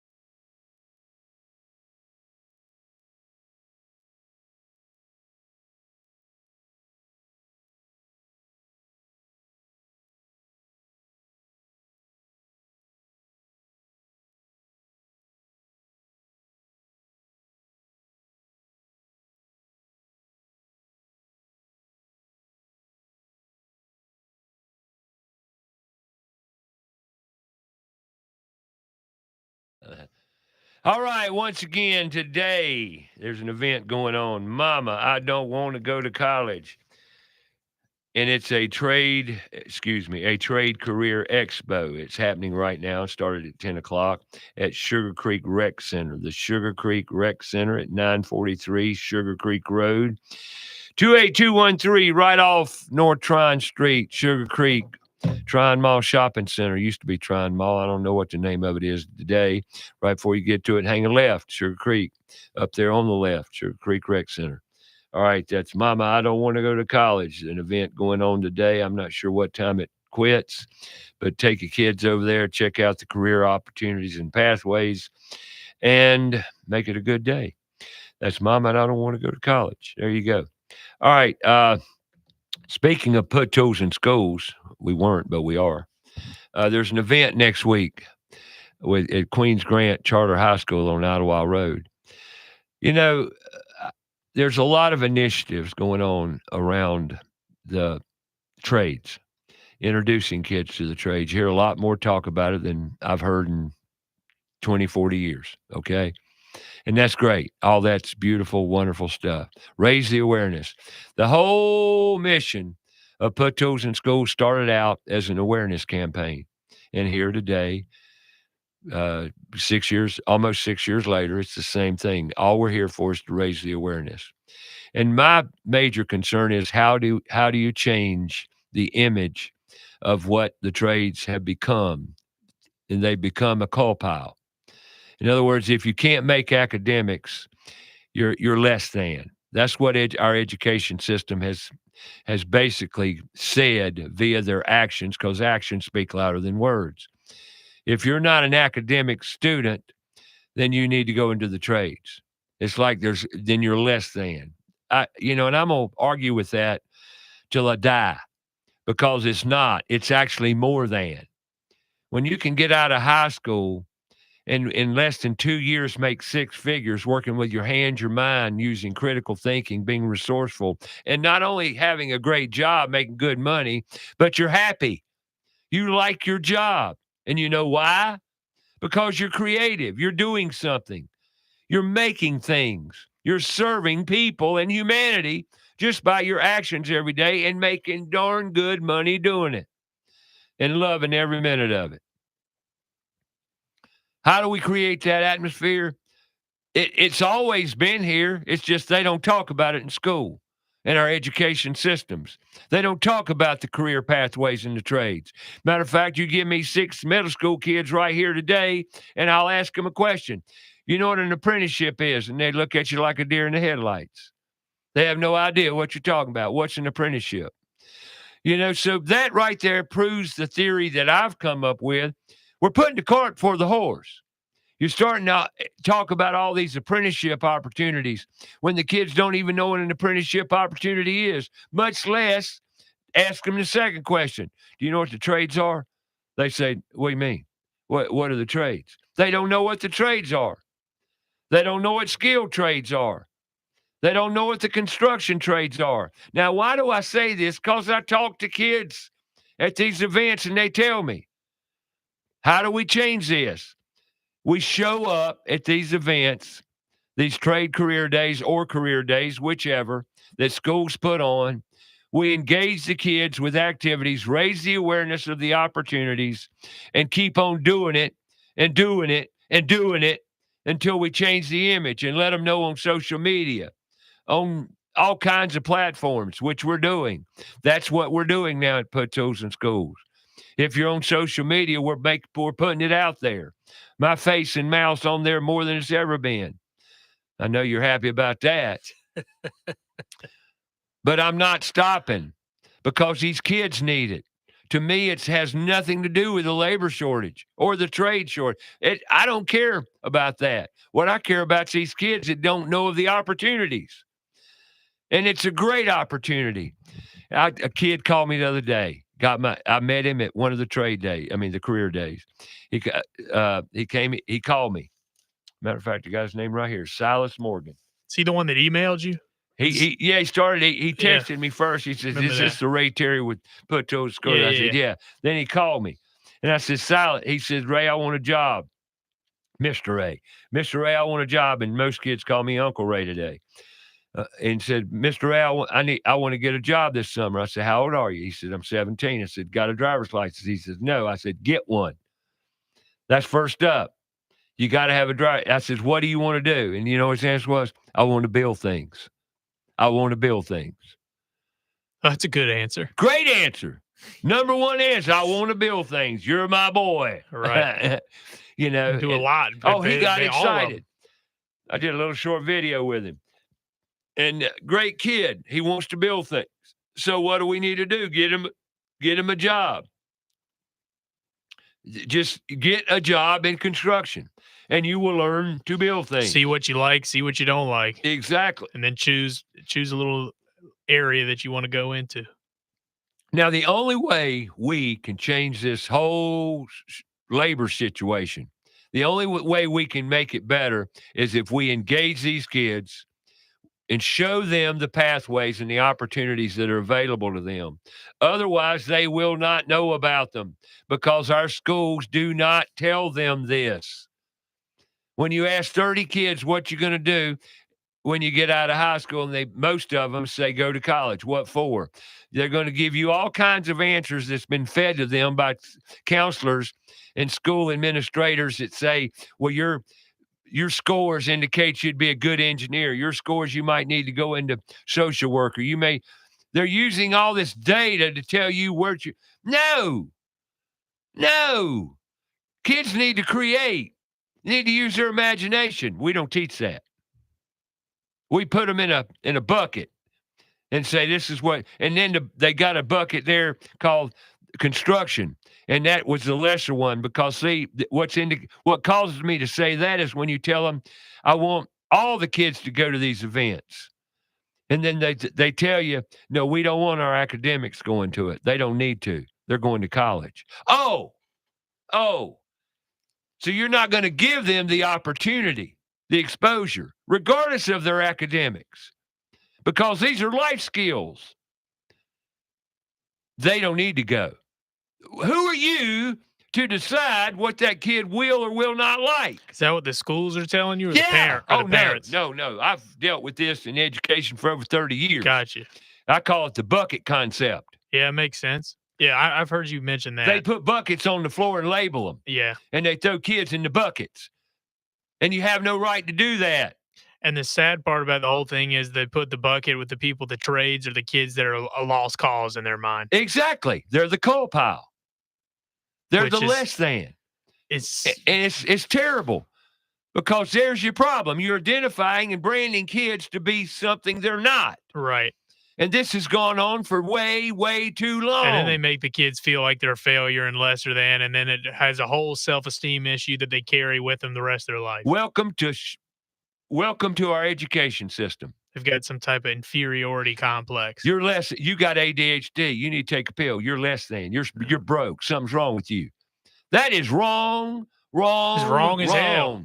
It's just wrong with a capital W. All caps. All caps. It's wrong. But that's what we're dealing with. Now, how can we change it? Once again, show up. Give us your time. PutToolsInSchools.org. There's an event Wednesday. Queens Grant Charter. Let's see how many industry shows up. I got 4. As big as Charlotte is, sent out 2, 3, 4 emails now, notices to over 300 people, and we got 4 companies going to show up. That's deplorable. And you want to gripe about not having any labor. Sad. Got to invest in the future. If you don't invest your time, the most valued commodity we all share, time. Why can't we get it? Oh, it costs too much. You're damn right it costs too much. But if we don't teach these kids of the opportunities, nothing's going to change. Nothing. And we, the community, everybody has to get involved. I need your help. We need your help. PutToolsInSchools.org. Need money, need support. But more than anything, we need industry to step up and give their time to these kids. That's our tomorrow, folks.